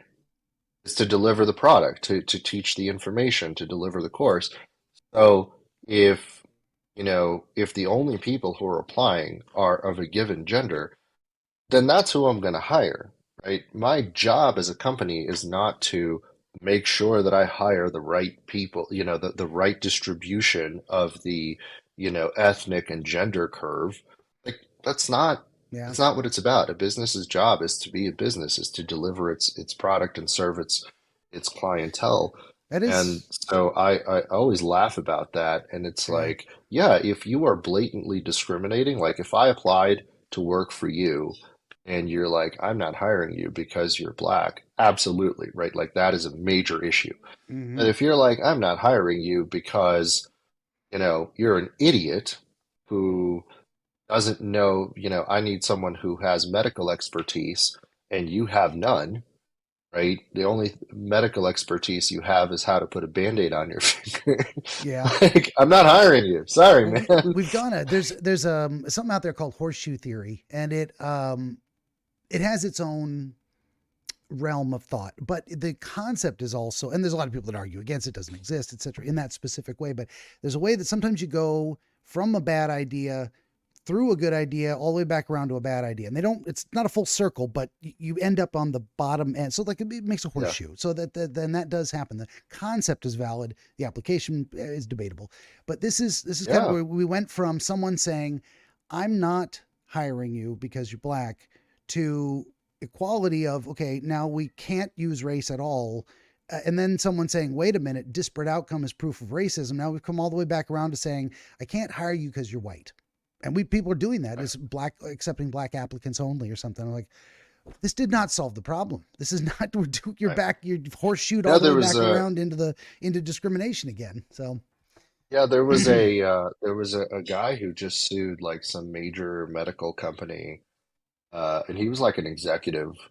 Uh, he was like marketing, some kind of marketing executive. Um, and he sued them because they fired him and hired two women, one mhm. black and one white. Um, and he sued them and won like $10 million because he was able to show like that it was blatantly because of sexism that he was fired because they needed more women and they just decided like, hey, we're going to fire you Yeah, and hire these two women. And so um, it's like, what are you doing? Right? This isn't about like we're going and look, I know that there are people again who are gonna sit there and just like, well, they did the right thing because they, gave jobs to a couple of women. And it's like, yeah, but and this goes back to what you said, right? Stealing from one person to yeah, pay another. it's not good. You took this person's, this guy's livelihood, decided to give it to somebody else. That's crap, Yeah. right? Well, If you wanted to expand the pie, like maybe create some more positions, yeah, or wait for some to natural accommodate these attrition. women, yeah, Yeah, wait for natural attrition, keep their resumes on file. I can't tell you how many times in my life I've applied for jobs and they're like, hey, we don't, right now you're not the best fit, but we'll keep your resume on file. And that some of them have actually called me back and been like, hey, you applied for this position 6 months ago. Are you still interested? Oh, no, you're not because you've already found another job. That's fine. But, yeah, but at least they do that. Right. If you present yourself well, you do well at the interview, you don't show up wearing, pajama pants and flip-flops.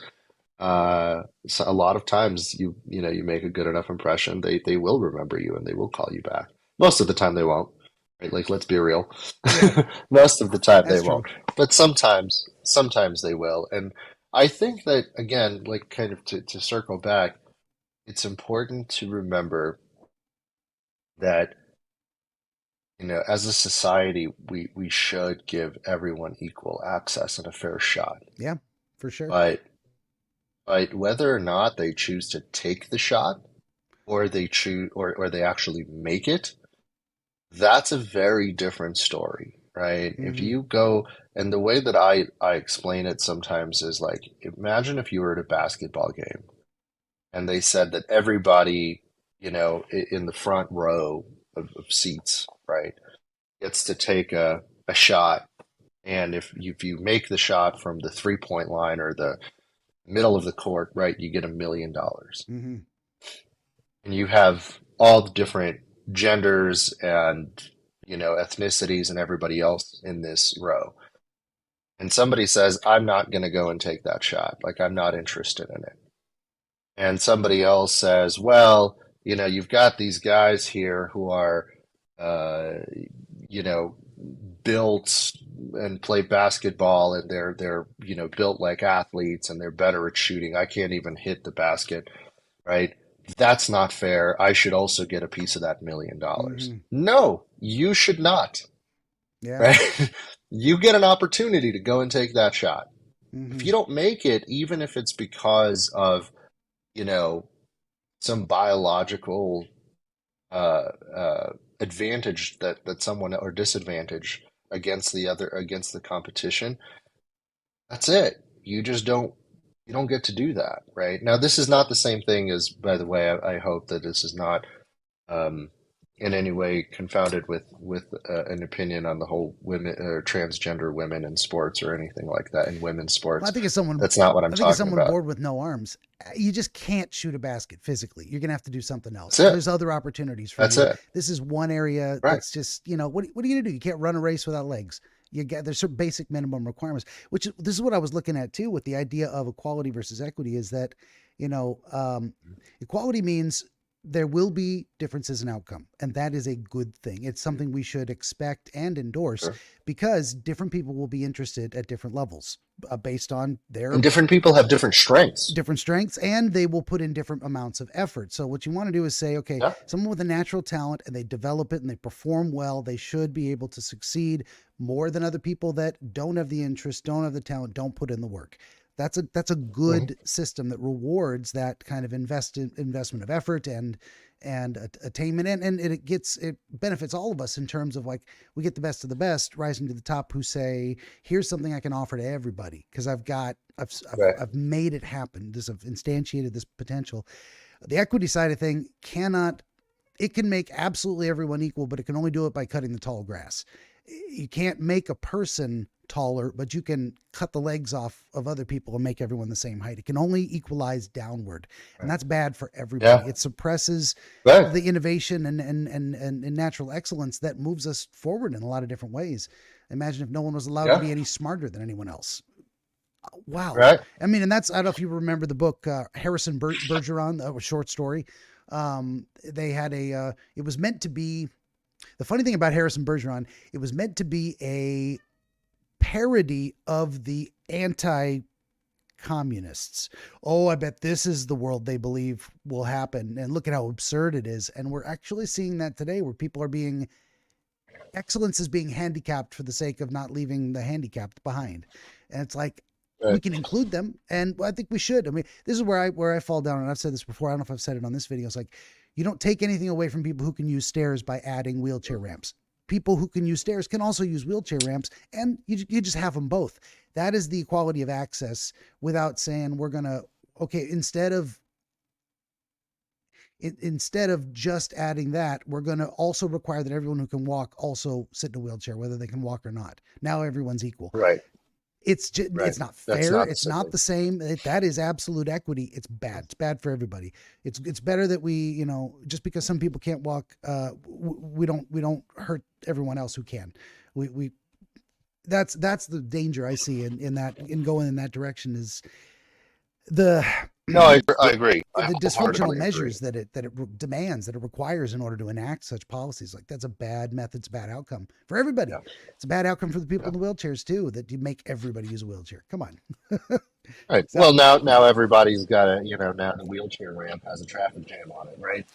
yeah, now it's At not some so easy point. for that one guy that needed it to get what he needs to get it, because now everyone's piled up behind him or in front of him trying to get in the same building because now we've handicapped everybody. It's like, so Right. we've got to allow for disparate outcomes and actually consider that a good thing, not a bad thing. If more women want to go into teaching, great. If more men want to go into biochemical engineering, great. I want people happy in their specialty, excelling and putting effort into what they want to do, not trying to jerry rig a predetermined outcome after, before Well, you look, even start.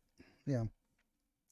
no, I tell people all the time, especially young people, when the conversation goes to like, what should I go to school for? And I tell people all the time, find what you love to do, right?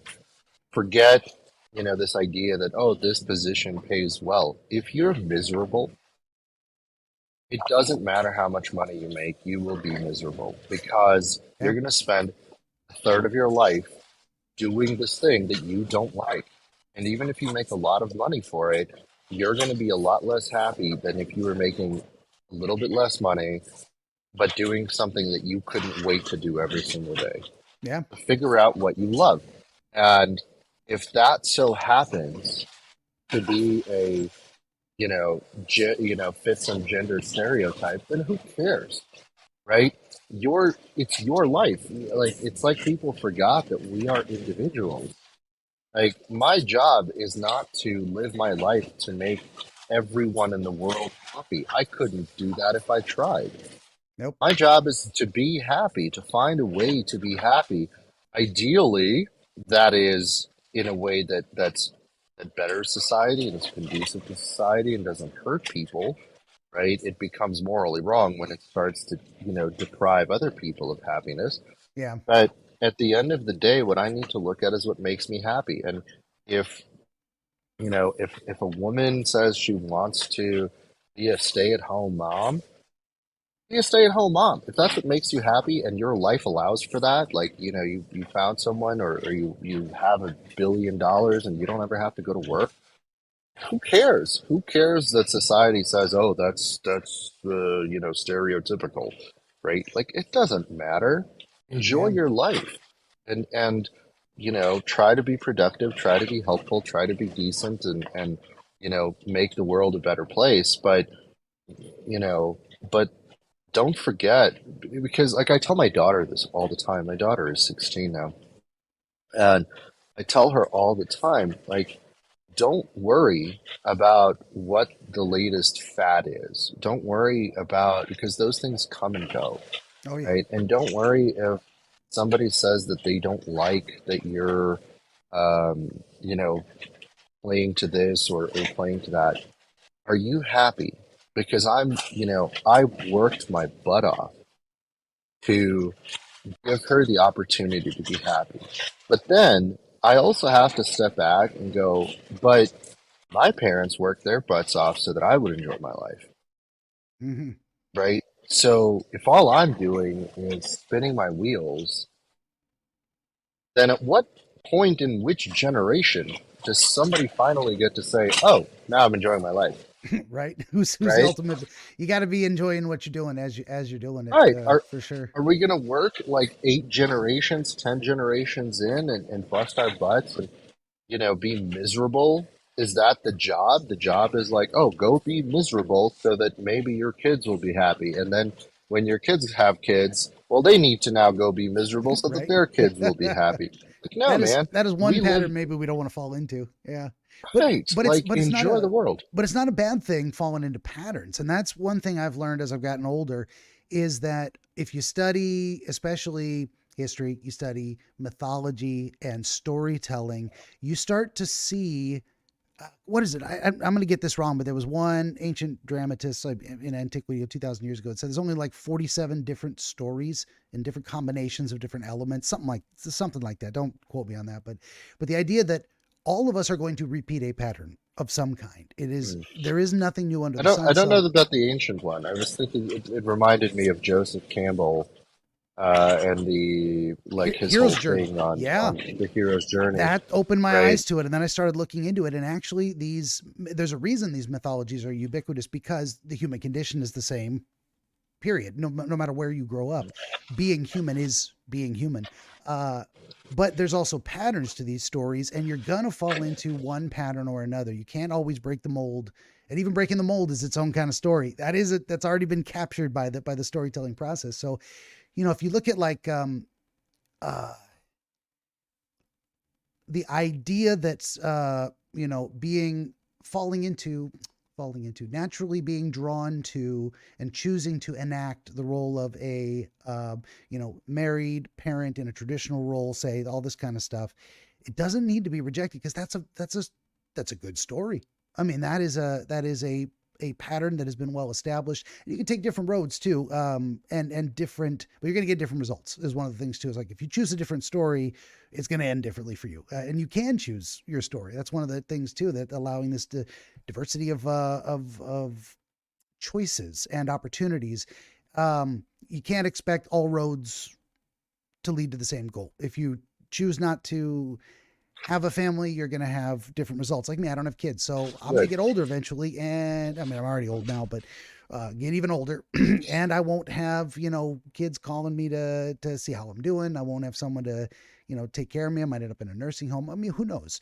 But Maybe. what I Or can, maybe you might meet some amazing woman who's gonna have well, kids and who are gonna love you, and they will be that thing, that for you.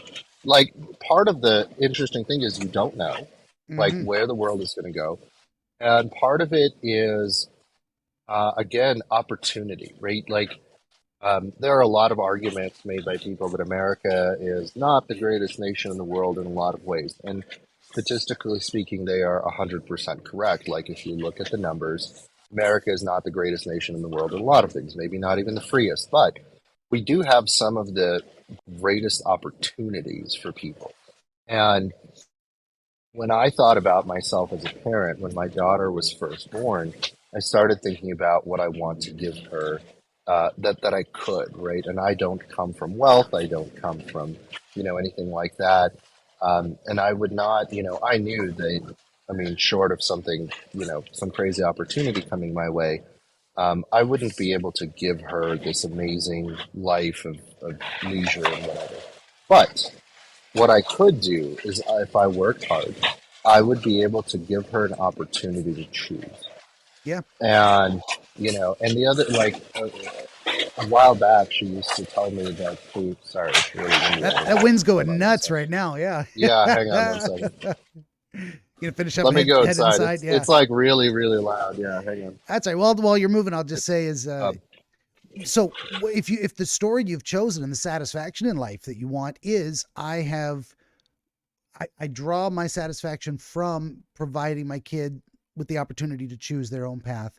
That can be its that's own it, reward. That can be its own reward too. right? So yeah, we don't Yeah. need to. And That's what I was saying about stories. Is like you can the more you know about different stories, the more you can consciously choose and say, well, this is a story that I know works out well because it's historically proven. You follow this certain path, you get a certain result, and I get to right, choose if that's the result I want or I want to aim for. I can choose that story, or I can be in a different story, and it's like you're. I guess my broader point originally was that there's no escaping patterns. You're going to fall into one or the other. So even the rejection of, say, a traditional homemaking life for a woman, you're going to fall into a different story. You're the strong, independent career woman who doesn't have kids till later in life, maybe doesn't get married till later in right, life. You're going to sacrifice something for your goal. You can't have it all. That's probably the biggest lie that women in modern days have been told, is that you can have it all. And when they fail, they think it's their fault. No, you've been sold a lie. You've been told a story that's not true. right. That certain outcomes are possible when they're not. Um, No, no, long you story make short on that. everything is choices. Yeah, Everything is, I trade mean, offs. and that's it's choices, it's trade-offs. Some of them are good, some of them are bad, some of them are, you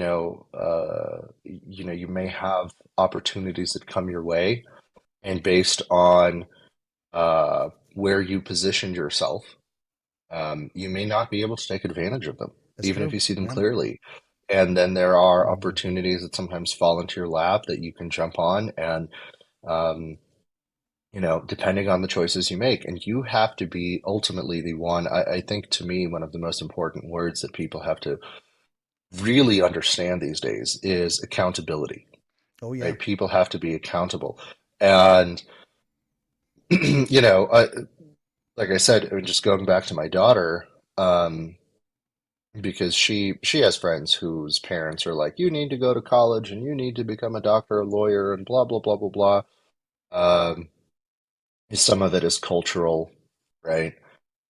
Some of it is just, people who are like, this is what you have to be because I don't want you working in a factory or at Denny's as a waiter. hmm And so my daughter like asked me, she's like, what do you like, like what would you want me to be? And I'm like, I want you to be whatever you want, right? If you want to find yourself a partner and that person is going to support you, great. If you want to go work as a barista at Starbucks, awesome.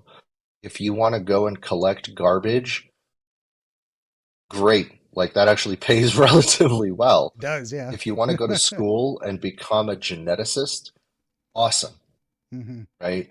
Like, whatever, but the thing is that I want her to have the opportunity to make that choice as opposed to be forced into it For sure. because, you know, um, because I didn't put in any effort to, and so now she lives in some town where the only choices she has is to work as uh, as either a waitress or or be some, some trucker's wife or whatever it is. And those are her two choices in life. And and that's all she's got. So Yeah. but at the end of the day, right, like I explained to her that she's accountable because I'm like, look, if you choose not to go to college, then that's your choice, right? Like, I'm not going to force you to. I encourage it. I think it's in the society that we live in. Um, yes, there are some people who are quite successful as high school dropouts, right? And Mm-hmm. some of the most successful people out there never finished high school and they're still successful. However, the percentage of people who are high school dropouts who've become successful versus the percentage of people who are high school dropouts who have failed miserably and end up, in some really, really bad places is astronomical, right? Whereas the number of people who, let's say, chose to go to college and get their degrees and aren't successful in any way, right? And are in some horrible space versus the alternative, um, is a much different ratio. So I'm like, look, I encourage you to go to school. I feel like or go to college. I feel like that will set you up for better chances of success. Does that mean that that's the only road to success? No, not at all, Yeah. right? If you want to go make TikTok videos or whatever the new platform is Yeah. today. I If don't know, you can maybe make a living TikTok at it, isn't. who knows what's coming Right. down the pike too. Yeah, if But you yeah. can do it, great. But the thing is that um I just want her to have a choice. That's it, Yeah. right? I don't want That's her a to big be deal. forced into something. Yeah. That's it. Like Giving and our past children that, it's maximum opportunities. Yeah. yeah, and past that, it's giving her tools, right? Like at the end of the day, I'm not oblivious to the fact that she's going to face difficulties. She's going to face challenges. She's going to have issues as a female, right? In today's world that we live in. Yeah. Um, I know that. I'm not blind to it. So what can I do? Well, I can prepare her for it and I can give her some ideas on how to deal with certain things. I can tell her what red flags to watch out for and stay away from. Yeah. But I can't control what she does. It's her life at the end, and Yeah. that's Sometimes you where got to she learn the hard is. way. So I mean, one of the best yeah, advice for modern young women is probably stay off the dating apps. Just never. Just because it's like, yeah. well, for a lot of reasons, but it's not the best way to meet someone. It's not. I mean, hookup culture is not a good idea. Just in general, it's not. It's not making anybody happy. There's Yeah. a lot of problems with that kind of stuff. It's like, but then again, maybe you've got sites that are like more like, what is that? The eHarmony, where it's like we're looking to make compatible matches with people for relationship purposes. This isn't like, the 4 a.m. booty call type of thing, which is what a lot of this stuff is Yeah. turned into. It's bad, very bad idea. Just meet someone in person, meet someone with common interests, meet someone through a shared experience in volunteering or cultural clubs or church or whatever your thing is. Yeah. Um, but okay, we're getting close to 2 hours. You have a time limit today? I didn't even ask. I do. I probably have about an hour left. That I think we can do what we need to do in that time. The dog's getting a little restless. I think he wants me to take him out for a Yeah. potty break. You good to take a quick 10? And I'll Sure. come right back. Yep, Sure. run him around and then Yeah. Benjamin the Dream Wizard wants to help you pierce the veil of night and shine the light of understanding upon the mystery of dreams. Every episode of his Dreamscapes program features real dreamers gifted with rare insight into their nocturnal visions. New Dreamscapes episodes appear every week on YouTube, Rumble, Odyssey, and other video hosting platforms, as well as free audiobooks highlighting the psychological principles which inform our dream experience and much, much more. To join the wizard as a guest, reach out across more than a dozen social media platforms and through the contact page at benjaminthedreamwizard.com, where you will also find the wizard's growing catalog of historical dream literature available on Amazon, featuring the wisdom and wonder of exploration into the world of dreams over the past 2,000 years. That's Benjamin the Dream Wizard on YouTube and at benjaminthedreamwizard.com. Peanut butter. Well, he'll get to us when he's ready. Okay, you're all set? I'm all set. Oh, he's got to readjust the hair. Big difference in the videos too. My hair used to be I used to well, keep it short. I mean the beard's always it hasn't always been this scraggly, but Mm. that's part of me living the story. If you want to be the wizard, well, you gotta look like one. You gotta look like a wizard. For Yeah, sure. I have. And I you know, don't know if you read my mug, I cannot read the but it's text. I'm not saying I'm Batman. I'm just saying nobody's ever seen me and Batman in the same room together. Yes, sir. right. I should So I should maybe that'll be the screen capture for the thumbnail. I right, mean, yeah. I want to put your face on there, but having that mug up there is actually kind of an interesting teaser too. Like, who's behind that mug? Right. Maybe I'll do that It's Batman. for the clip. Oh, Yeah, yeah. peanut butter, Here, let me peanut butter.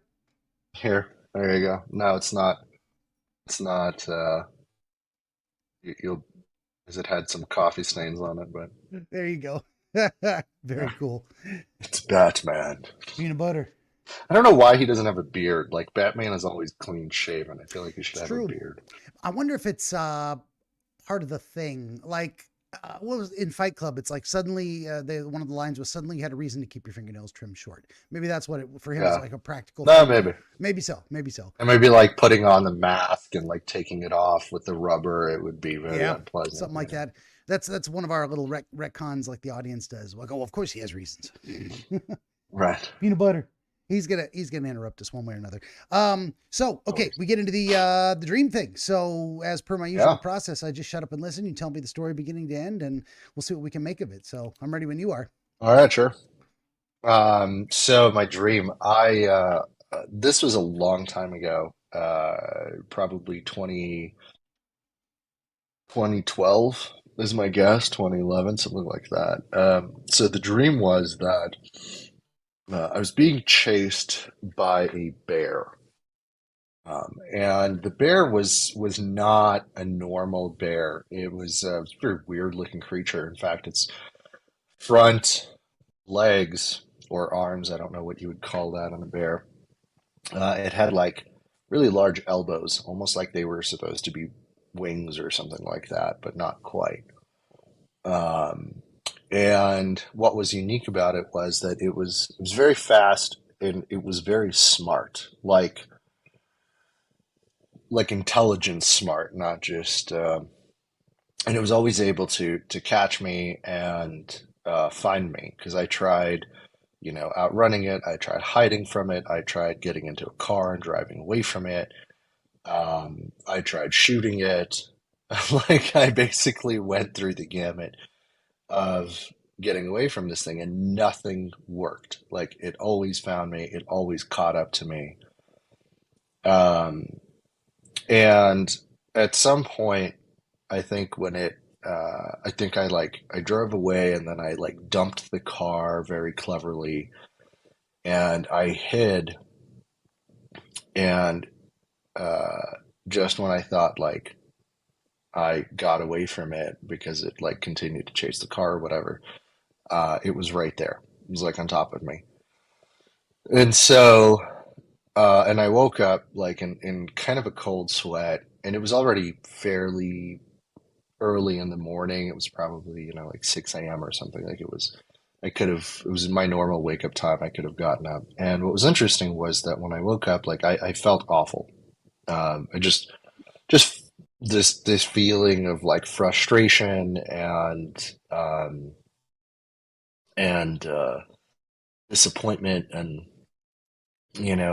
just being tired and exhausted. And so, but I woke up with this thought that this bear wasn't really a bear, that it was some part of myself, like a characteristic or a trait of myself that I really didn't like, or maybe that I was afraid of, and that um, there was no way to beat it or to kill it unless I confronted it, consciously confronted it head on. And so I decided that I was going to try to go back to sleep and and face it instead of running from it, instead of hiding from it. And I did, right? So like I closed my eyes and the second portion, I guess, of the dream when I went back to sleep, it was very, very short, but essentially I was on the deck of an airplane carrier, um, which is weird. I've never served in the Navy. I've never, it's not like I spent time on the deck of a carrier, but I was on the deck of an airplane carrier, and the point was, I think subconsciously was that, I was surrounded by water, obviously everywhere. There's nowhere to go. There's nowhere to run really. And I was in this kind of like wide open space, and I had no choice but to confront this thing. And it kind of reared up, stood up on its hind legs, and as if you've ever seen movies with bears, like it was much, much taller than I am. And but I just like I knew I had to beat it. Like I knew I had to, kill it, and that was it. Like that was my only option. And so in that moment, I like a mace appeared in my hand, like one of those old style, medieval maces that's just like a stick with a ball and spikes on it. And I just, swung at the bear and like knocked its head off completely, which I don't think is possible to do for a human being, but that's what happened. Uh, and it's odd because throughout my life, I've had a lot of dreams where like I didn't have the strength to do the damage necessary to my opponent. Whereas in this case, like I just like took its head clean off with one swipe, with one swing. And moments later, I woke up, right? But this time I was like, I felt refreshed. I felt like I had, the thought that kind of went through my head was that I somehow overcame this part of myself uh, that I was bothered by.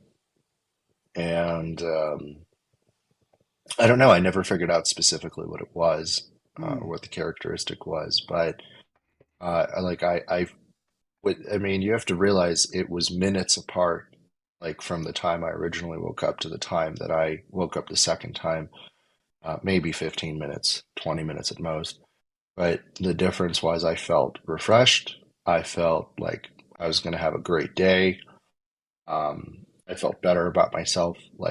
It was amazing the difference that 10 to 20 minutes made, um, was just staggering in how I felt and how my day kind of began. And then I don't actually remember what happened throughout the day or whether it was really good or bad, but I do remember that the dream was kind of very impactful, and it was something that stayed with me, um, you know, clearly to this point. So, but yeah, Yeah. that was it.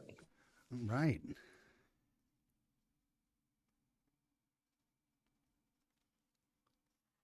There we go. Great, great description. And yeah, that the fact that you can still recall it so clearly and that you've kind of dialed it in a little bit to say this felt like a piece of me that I needed to confront. Those are all we can take those as matters of fact in terms of the dream, because this is the feeling that the dream left with you. It carried its own answers in some aspects, but it sounds like, yeah, that was it was very much going to be, I think, some kind of a threat that needed confrontation or escape from. But the fact that you said, you tried all these things to hide, to attack, um, or to shoot, say from a distance, and to run away or drive away. So run, hide, fight. In a sense, all of these things were. Uh, and what was eventually successful was being trapped with the problem to a point of it must be dealt with, win or lose. Something's got to give here, and that it was more of a direct physical, say, melee situation versus ranged attack, that was ultimately successful and took its head off. Uh, all, I think, very important elements about the way you conceptualize the problem and how it needed to be resolved in a more, there's something very, very close and personal about that kind of combat. That's very Hands different. on. Hands on, yeah, that's very different from say I'm removed by distance and by the it's a very different type of thing where you're using a melee weapon versus a ranged weapon. It's you're closer to the problem yourself. You're gonna have to wrestle with it in a way, which is interesting. Bear that brings to mind the idea of wrestling. Like wrestle a bear, what Daniel Boone style or something. Um, but Okay, so my process is now we go through it again one more time. I'm going to try and keep it as short as possible because I know you got a time limit, but these things can take a minute, and usually phase two like blends into phase three where we start getting these ideas, and by the time we're done going through it, we're starting to get a picture of what it is.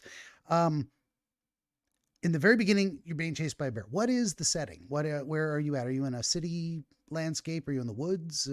Where's this bear coming from? Um, I don't remember the very beginning of it. Mm-hmm. I don't remember the setting of the very beginning. I do know that at one point it was kind of like off-road driving. So it's at some point I was in the woods, but it was like there was no I don't recall any city settings. It was all kind of rural or suburban maybe at best. Okay. Sometimes that makes a difference. Like when people say, the dreams are set in school, that we have different conceptions. So um, it can be it can be what makes sense to us. Like where would you encounter a bear? Oh, in the woods. Well, I must be in the woods because bear. Sometimes it's that simple. Um, it can also be more of an iconic representation of the idea of what is it I'm trying to say? The nature of the problem itself in terms of this is not a city life problem, this is more of a natural or wild type of problem. That's the right Hmm. setting to encounter this, or the right mindset, the right encapsulation for you're just not going to encounter many bears in the city. So Right. the nature of the setting and the animal are saying something about, this is not a city life problem. Maybe this is more of a, what am I trying to say? It's not a problem of, say, civilization, but more baseline human nature, so to speak, in, Hmm. in that nature nurture Sure. dichotomy. This is more nature, more of a natural problem. Something along those lines. This is how I start putting things together. I'm like, what are we seeing here? Um, so the thing that seems to stand, so you've given a lot of descriptions, or like, here's what it seemed like and felt like. It wasn't exactly a play by play, and that's fine. Not everyone can do that, and maybe no one can actually do that. We jump back and forth in a lot of these things, but probably the most um, important, not important, memorable thing is that you were driving this car and you tried to ditch it to trick him, and that's probably where you got the idea that this thing was smart, intelligent, smart. Like it was able to recognize car empty. He must be over there. So it's um, and you said it had these large elbows that were almost wing like. So you'd say they were like wide or broad or in a way. How They would kind you of describe them? stretched back, like it if you put your so like if you imagine a bear standing on all fours, right? Mm-hmm. But instead of its elbows being straight down, they kind of angled back almost to its the middle of the bear, and then kind of came back to its shoulders. Gotcha. So it had much longer arms than a normal bear. In that sense, Yes, yeah, it had much more reach. yeah, but it the overall length of its that's why I say it's more like wings than just elbows, because it wasn't just that it had long legs that just happened to be folded. That's why it seemed that way. It's more Gotcha. like it just got really wide in that area where it would be Okay. an elbow. But the length, I mean, proportionally, it was pretty similar to a normal bear. It is a very interesting feature to distort in that way. Elbows? Yeah, yeah. No, no. And I don't have an answer to that right away. Of course, that's what we're trying to do is think through this thing. I mean, the elbow is, well, Yeah. as I'm doing now, the elbow is something we lean on.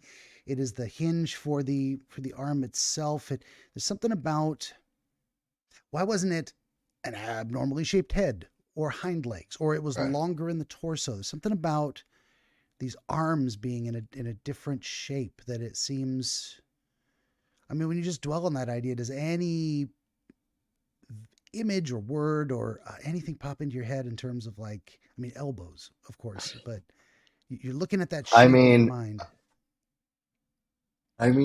it's. Uh, I think that like it's interesting when you say, it's something that you lean on. If I was to continue with the thought of, that the bear represented some characteristic of myself that I didn't like, but it was a characteristic that I leaned on, right? I Yeah. mean, at the time, um, I was dealing with PTSD and kind of therapy, and so there was a lot of I would say that, and I don't want to say necessarily anger or anything of that nature, but there were some characteristics of myself that maybe I would lean on or turn to as a primary um, tool that I didn't like. Right. So I Mm-hmm. historically grew up with, interestingly enough, my dad was a very, very, very patient person.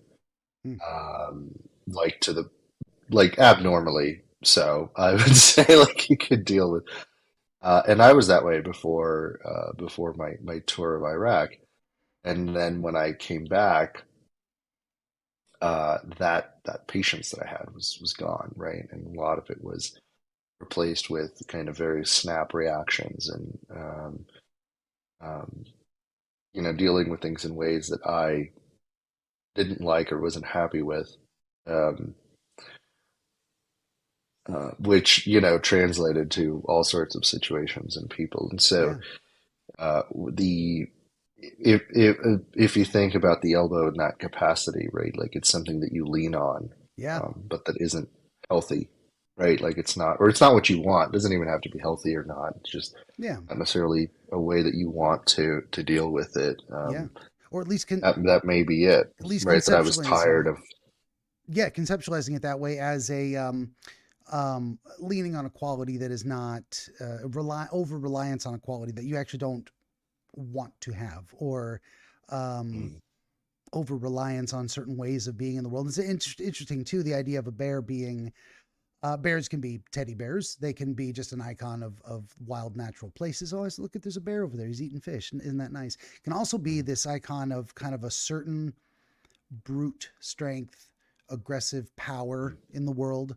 I mean, guys often conceptualize ourselves as bears in some ways, like like to hibernate, and we're kind of big and furry, and so in some ways, if you're looking at this as a representation of you or a piece of you, you're like, okay, this is the bearish quality that maybe I have that I'm not looking at as something I want to be. I mean, Mm. and that's very important to say. You came back with say the PTSD stuff, and that changed your maybe natural, calm, patient nature into one of more maybe a shorter temper or more reactive to situations Right. that normally you would have been able to just sit through and go, no big deal. I guess I'll just wait a little bit longer and we'll see how this shakes out. And then sometimes there's the agitation, the frustration becomes so intense. You've got to resolve it by action. I got to do something now. I have to stop this.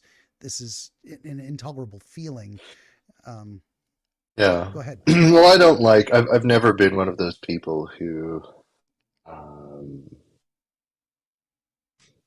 I've never appreciated control through fear, Yeah. right? I don't believe that if somebody,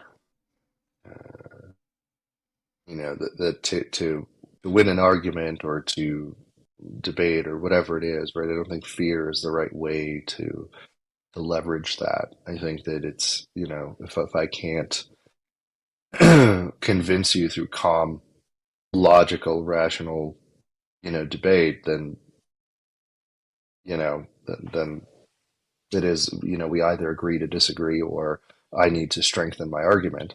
Yeah. But But I think just intimidating someone yeah, intimidation into doesn't make it true or real or good. right, Yeah. exactly. And so that's where, um, and that's something that I've never liked, just from observation. I've never appreciated observing other people that way, who do use those tactics because they're easy, right? As a guy, especially if you're a bigger guy, it's not hard to intimidate people. Um, but to me, I've always felt that that was kind of or uh, very low. You know, Yeah. it's just kind of a very to use a word that you use, very brutish kind of uh, behavior that I think the world that we live in, especially if you're someone who respects others and wants to be respected for being a decent human being or for what you do or what you know, as opposed to just being respected because people are afraid of you. Um, Yeah. I think that that's, you know, it's important to be able to do that, right? For To sure. put that aside and be the more intelligent, be the more, um, you know, even tempered, you know, good natured, whatever, pick your word, person, but just to be able to me, I guess, how can I put it? Um, the base uh, form of control, right? Like when we were kind of cavemen, if you will, Yeah. uh, that that was it, right? The guy with the biggest club and the biggest muscles and sizes was the kind of that was the way that you settled an argument, right? Yeah. And took control of your tribe. I think today we don't live in that world, and that shows kind of a growth of us as a species. And if you resort back to that, right? Like if you kind of revert back to this, like, oh, I'm just going to smash you if you don't agree with me, Yep. um, it doesn't leave any room for growth or development as a human being. And so to me, I feel like um, that's what uh, I want to strive for, right? Yeah. I always want to strive to grow and to get better, you know, and I so to me, relying on something like brute force or having people fear me, that stagnates myself, right? That stagnates my own growth, because now I don't need to get better at arguing. I can just terrify you into agreeing with me or, you know, submitting to me, and it's like, why would I do that? That seems I'm hurting you and I'm hurting myself. Um, Oh yeah. so For sure. And that's then there's probably an added context too of being a parent. And this is, 10, 12 years ago, you've got a 4, 5 year old little girl and you've got to decide how you want to interact with her. What patterns of interacting with the world are going to be instilling because our core nuclear families are our initial model for how relationships work and how whether or not the world is safe and we can trust it to be fair with us or we're going to be dominated by force or are we going to be listened to are our concerns going to be taken seriously. It sets us up for a lot of and that's one of the reasons why the Freudians and whatnot go back to relationships with our parents and whatnot. It's very very powerful pattern establishing principles in those situations. So probably there's an underlying motivation of that. Is like you're definitely looking at yourself saying there's qualities I've started to display that I do not want. I don't think are good for me, for the people around me. Um, and so I'm going to examine a situation. So in a sense, when we can't quite assert control over reactive or automatic reflex knee jerk reactions emotionally and whatnot, we can very much conceptualize that as a type of monster or animal chasing us because when it catches us is the display of that behavior in the real world. It's like if we can hide from it or evade it or run away from it, then it doesn't control us. Then it doesn't channel its energy through us to be enacted upon the people around us.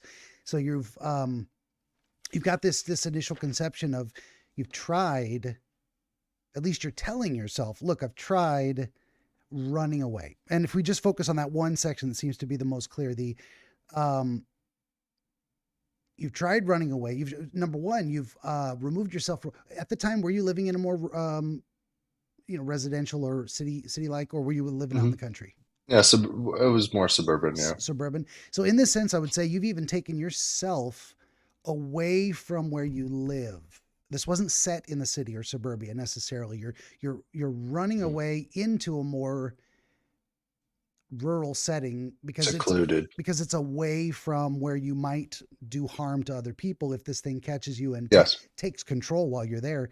Um, Mhm. and so, of course, you've got your tools for driving. Oh, I've got a car. I can drive. Well, bears are fast. And so the tools at my disposal are, they can carry me so far and it still catches up with me. And then you tried the trickery in a way. Well, maybe I can do something clever to deceive this thing and misdirect it so that it misses me. It doesn't actually catch me. And so you were probably in your life at that time trying different strategies to get control of this tendency.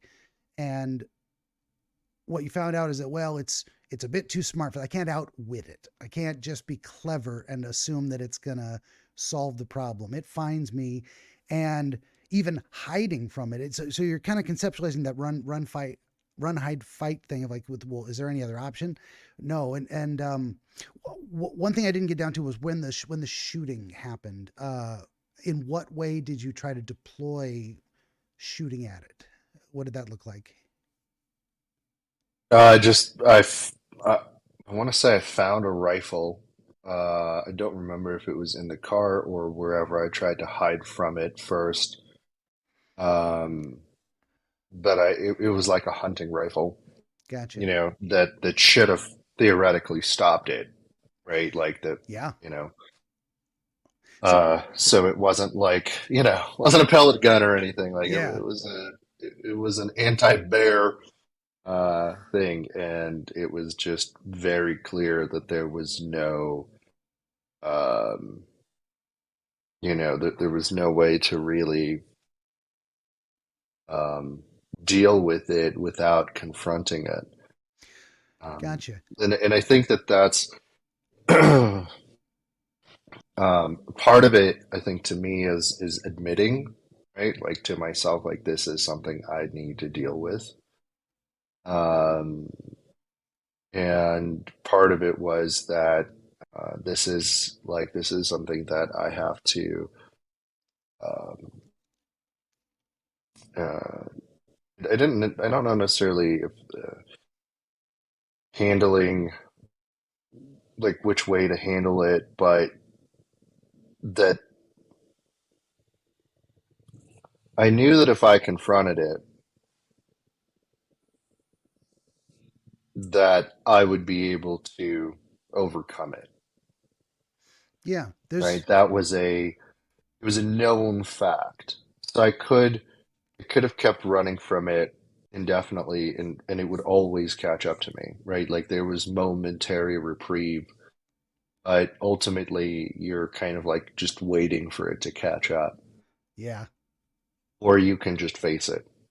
And it it it's scary, right? It's a scary thing to face, yeah, but if you face it and um then you can come out ahead, right? Like you can finally kind of put an end to it, to the constant running, to the constant fear. And so, oh yeah, um, which I think was the relief component of it. Um, it's for sure. Well, just deal with whatever it is. that's what I was trying to get to. Like, how are you conceptualizing the methods you tried that you're showing yourself? Okay, let's review. Here's all the things I've tried in the past and what didn't work. And one, escape. We've got deception. You can't really get away from it. It's going to follow you everywhere you go. You can't trick it. You can't trick yourself in that sense. You can't. There's no Mhm. clever well, if I just think about it this way, then it's okay. Like self-deception in Right. this way. If the bear is you, Right. then you're trying to deceive. Well, you can't trick yourself. Reality obtains. We do. We lie to ourselves about all kinds of things, but the problem stays. We just pretend it's not there, Mm. which doesn't really solve anything. So, not that we can't trick ourselves. And you try to. I keep conceptualizing range versus melee. This keep and the key word that popped into my head, I think, is distance. Like holding it at a distance, as if it wasn't a part of you, attacking it as if it was separate Well, from you. Does yeah, that? but if everything that I did, like if you really think about it, Yeah, including shooting it, um, so a part of me knew that none of those things would work. Um, yeah, but you know, I still tried, for sure. I guess, Well, I'm also looking at for why was the ranged attack unsuccessful? It wasn't that this thing could not be killed. It could, but it was the nature of the attack, and I think it was that distance that is what I'm trying to get to. The yeah, idea that yeah, holding it, attacking it from a distance as if it was separate, not letting it get close, not acknowledging that it is actually a part of you by yeah, engaging with it right in your face. I think that right, was maybe the nature of why that attack didn't work. I can't kill this from over there. yeah. It's not actually, it doesn't exist over there.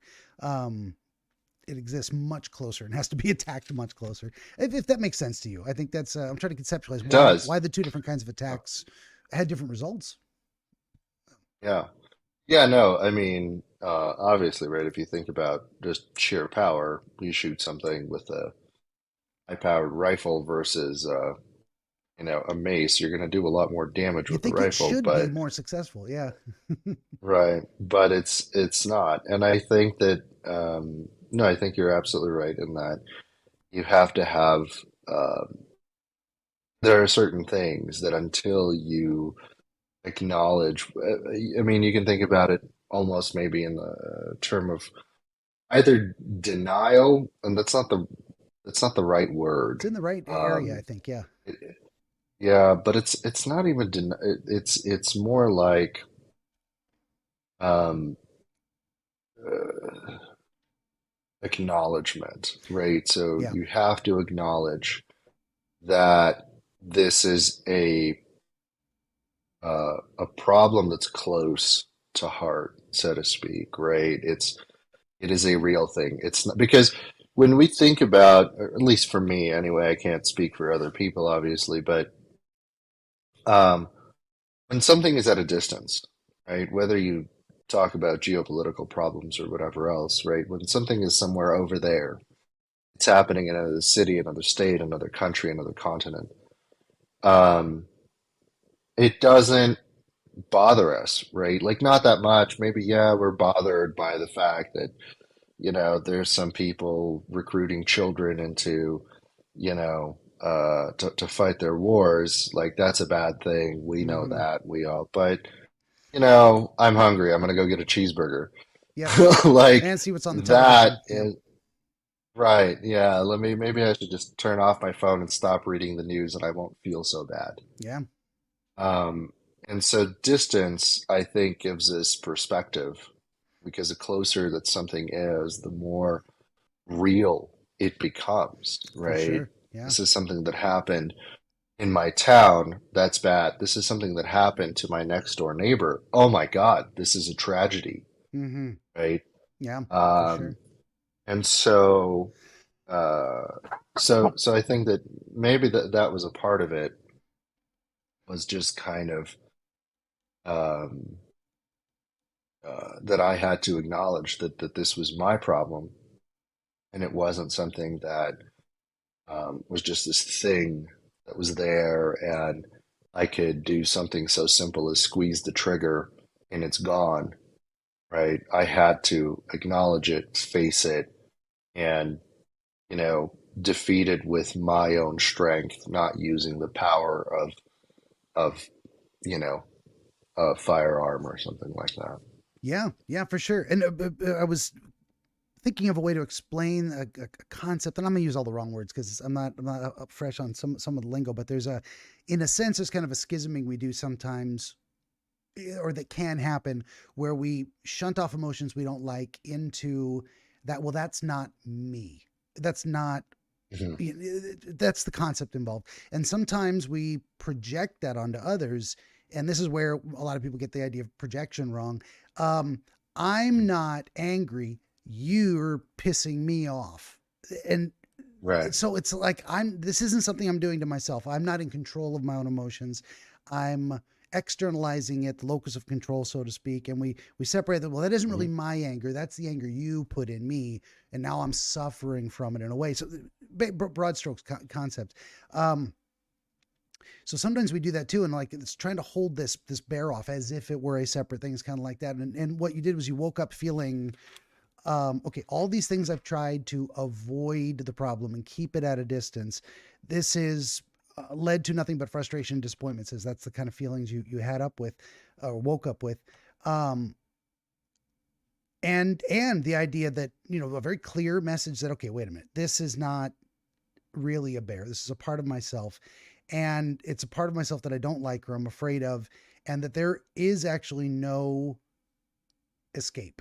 There is only the potential to confront and see what happens. So you go back to sleep saying, "Look, I'm gonna do that. I'm gonna show myself what I think is likely if I face this thing as a part of me and decide to tackle it head on." And and then I think that's a great explanation. You said you're on an aircraft carrier, and the first thing that came to mind was, well, this is not a normal setting for me. It's not the woods. It's not where you would find a bear at all. It calls to mind military service that as a concept, but a specific kind that is out of your element. Like this is Mhm. not. So what am I trying to say? There's the different branches of the military, and they each do. There's a lot of things in common. They each use weapons, and there's a built command structure, but there's a difference in tools, tanks, aircraft, boats, all that kind of stuff. So different specialties involved. So you've actually said, maybe I'm thinking you're telling yourself this confrontation is going to happen in an unfamiliar environment because this type of confrontation is unfamiliar to me. I'm not actually sure how to do this. So I'm going to put myself in a place where I have no experience. I don't know what life on a aircraft. I don't know what it's like to be a sailor and to live on this floating fortress. And so I'm going to put myself in a place where my skills don't exactly translate, but it's in the same realm. It's all military service, but it's service I'm unfamiliar with. There's something in there of like, maybe you've never attempted this kind of confrontation with yourself before, and you knew it had to happen, but you weren't exactly sure how to get it done. Is that a feeling you were having at the Yeah, time? no, I definitely have never, uh, I've never had a dream like that before or since, Yeah. uh, really. Um, but it was um, I think really, what it was that I needed to be in a setting where the other options Mm-hmm. of running, shooting, keeping it at a distance, whatever, they were off the table, right? Sure. Because, um, I was so the proximity was so close that if I tried to run, I would not be able to get away, For sure. right? Yeah. Um, and kind of being in the middle of the ocean, right? There was no escape. There was nowhere that, Definitely. even if I could dash away from it, Yeah. whatever, dodge around it, and then like where would I go at the You end of just the can't run day? far I'm enough. Yeah. I'm in this very small, like an aircraft carrier is massive, but it's a small space in terms of trying to outrun a bear. It's true. Uh, Yeah. Well, and right. I don't mean to just that was the part I should have acknowledged first is so you did definitely want to say, okay, confronting a problem is like trapping yourself with it on purpose. So you've put yourself Right. there. And I was just thinking, okay, why not a mountaintop plateau with sheer cliffs and there's nowhere to run? You could have imagined that. Why Mm, not a cage or a Roman Colosseum? You're there to fight the bear. And that's, so you could have right. chosen different conceptuals. I think this one was unique to Yeah. you because it was It's a like, valid point. I'm going to conceptualize it as military service, which I'm familiar with, but I'm going to put myself in an unfamiliar place because I'm doing something I've never done before. I'm confronting myself as a Right. bear. So it's more of like explaining why this type of trapped space versus another. I like to give people that kind of context if possible. It could have been the first thing that just came to mind. Like, well, if I was on an aircraft carrier, I couldn't run away and scene. Let's go. It might have been that easy. Yeah, no, no, it's a valid point. I've never really thought about it beyond like that I was putting myself in a space where I Yeah. was definitely going to have to fight it. Uh, And that's a where fine like answer. Yeah, I'm not saying you missed yeah, anything yeah. necessary. But it is interesting that I did that it wasn't, a coliseum or a cage or a cliff top. I I don't know why. And maybe it is because in part this is I assume some subconscious level it was tied to military and military service and all of that. That's kind of where I was going with Um, it. Is like giving you also a clue to the nature of the problem. Is that, well, this was actually caused by what I experienced in that military context, and that's, I'm gonna have to confront that too. That's the source of this problem. Um, right. I think there's something there, and then you kind of, well, Yeah. as you were saying, subconsciously knew it. So you're like, let's make sure to give myself a little hint as to where I need to look to solve the problem. That's kind of, Right. Yeah. Yeah. Which part of my subconscious basement do I need to go into? yep. No, that's rummage true. That is rummage through the boxes. Uh, yeah. and then, so it's a very short section of the dream. You're face to face with the bear because you came there for the confrontation. It presents itself in all of its bareness. It gets up and tall and towers over you. It gives you a visual representation of what it feels like to be face to face with this feeling that you can't prevent. In a way, you might be able to control it when it happens, but feelings just happen to us. And that's what you're actually trying to do, is like stop that feeling from happening, stop it from ominously looming over you and taking control, conquering you, defeating you versus you defeating the bear. So you're looking at it like this is a, you didn't get into that scene and go, oh, look, he's cute, I'll just put him on a little leash and make him dance on a circus ball. I mean, that's a different idea of how strong of a problem this is. You're like, this is really scary and dangerous. And um so you give yourself that visual representation of it's towering, f- fearful presence. um but um you remind yourself, I am here to face this. The only thing I can do is fight. I knew this was coming. um and so you give yourself a weapon. Why a mace? Also, we would say a military weapon. In a lot of ways is what knights used in the Middle Ages. It's a more, and I don't know if it makes sense to you, or I'm always making suggestions and people agree or disagree, and it's your head, so it's not that you can't be wrong. um it comes to mind of like, if you're, what am I trying to say, if you're going to be in a hand-to-hand fight, you're going to use hand-to-hand weapons. So it could have been your fists. It could have been a samurai sword. It could have been a spear. It could have been a stick with a pointed end. Um, but you picked a mace specifically. I mean, you've been a fan of the sci-fi fantasy genre all your life, fantasy specifically, knights in armor and whatnot. Maybe you're thinking, what weapon would I use against a bear if I had to fight him? Well, a mace is pretty good. I mean, it Yeah, does but some I've damage. always, what I wondered about that is like, why not a sword? A sword, whether it's a samurai sword or a great sword or a, Yeah, short sword, whatever it is. Like, I am far more familiar with swords than maces. Never even been a fan of a mace as a class of weapon.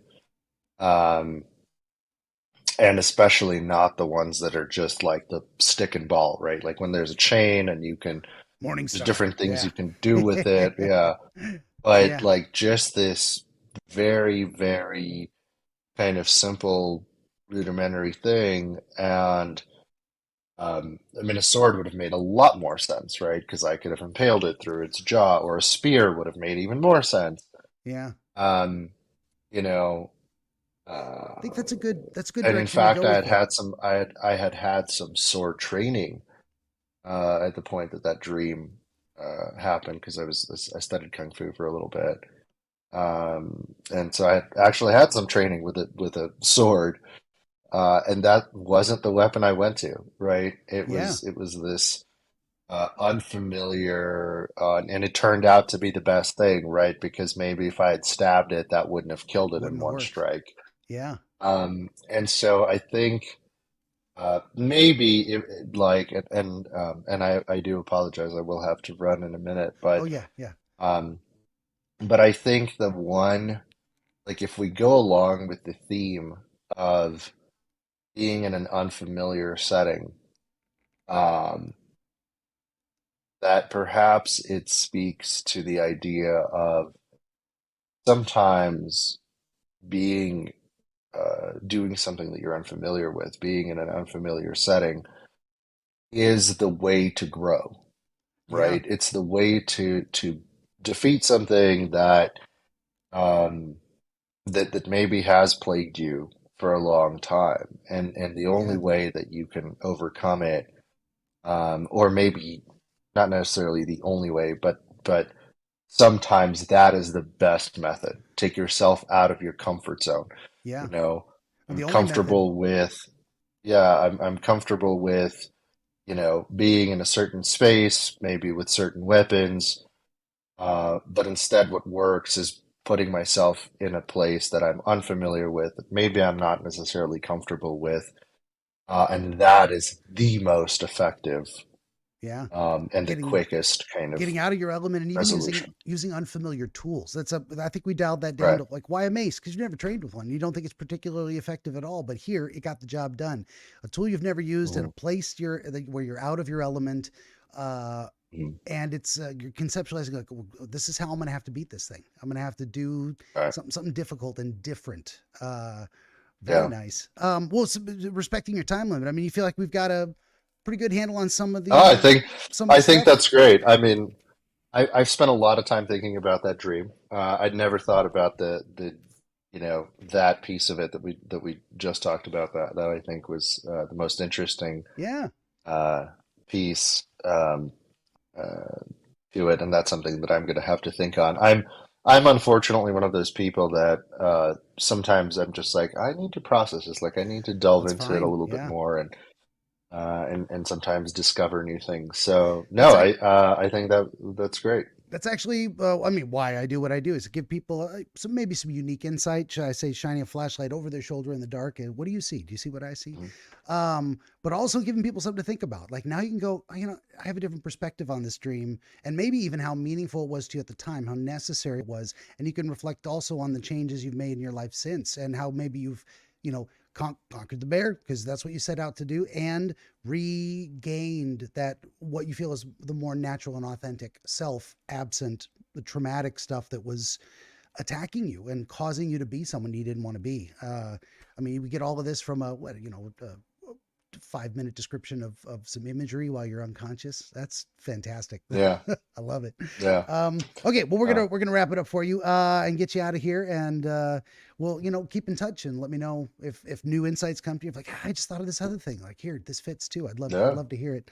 So no, definitely. I'm gonna say to our audience out there, this has been our friend Daniel Castlereich from Denver, Colorado. He's an author of Helix Mysteries, The First Change, a kind of sci-fi fantasy-ish book. You can find him at castlewright.com, link in the description below.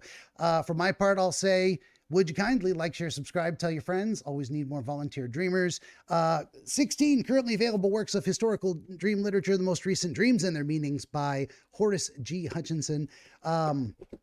All this and more at benjaminthedreamwizard.com. All 16 books listed and MP3 versions of this podcast. And the only thing left to say to our friend Daniel is thanks for being here. I've enjoyed talking to you. Thanks so much for having me. You have a good one. Good deal. And everybody out there, thanks for listening.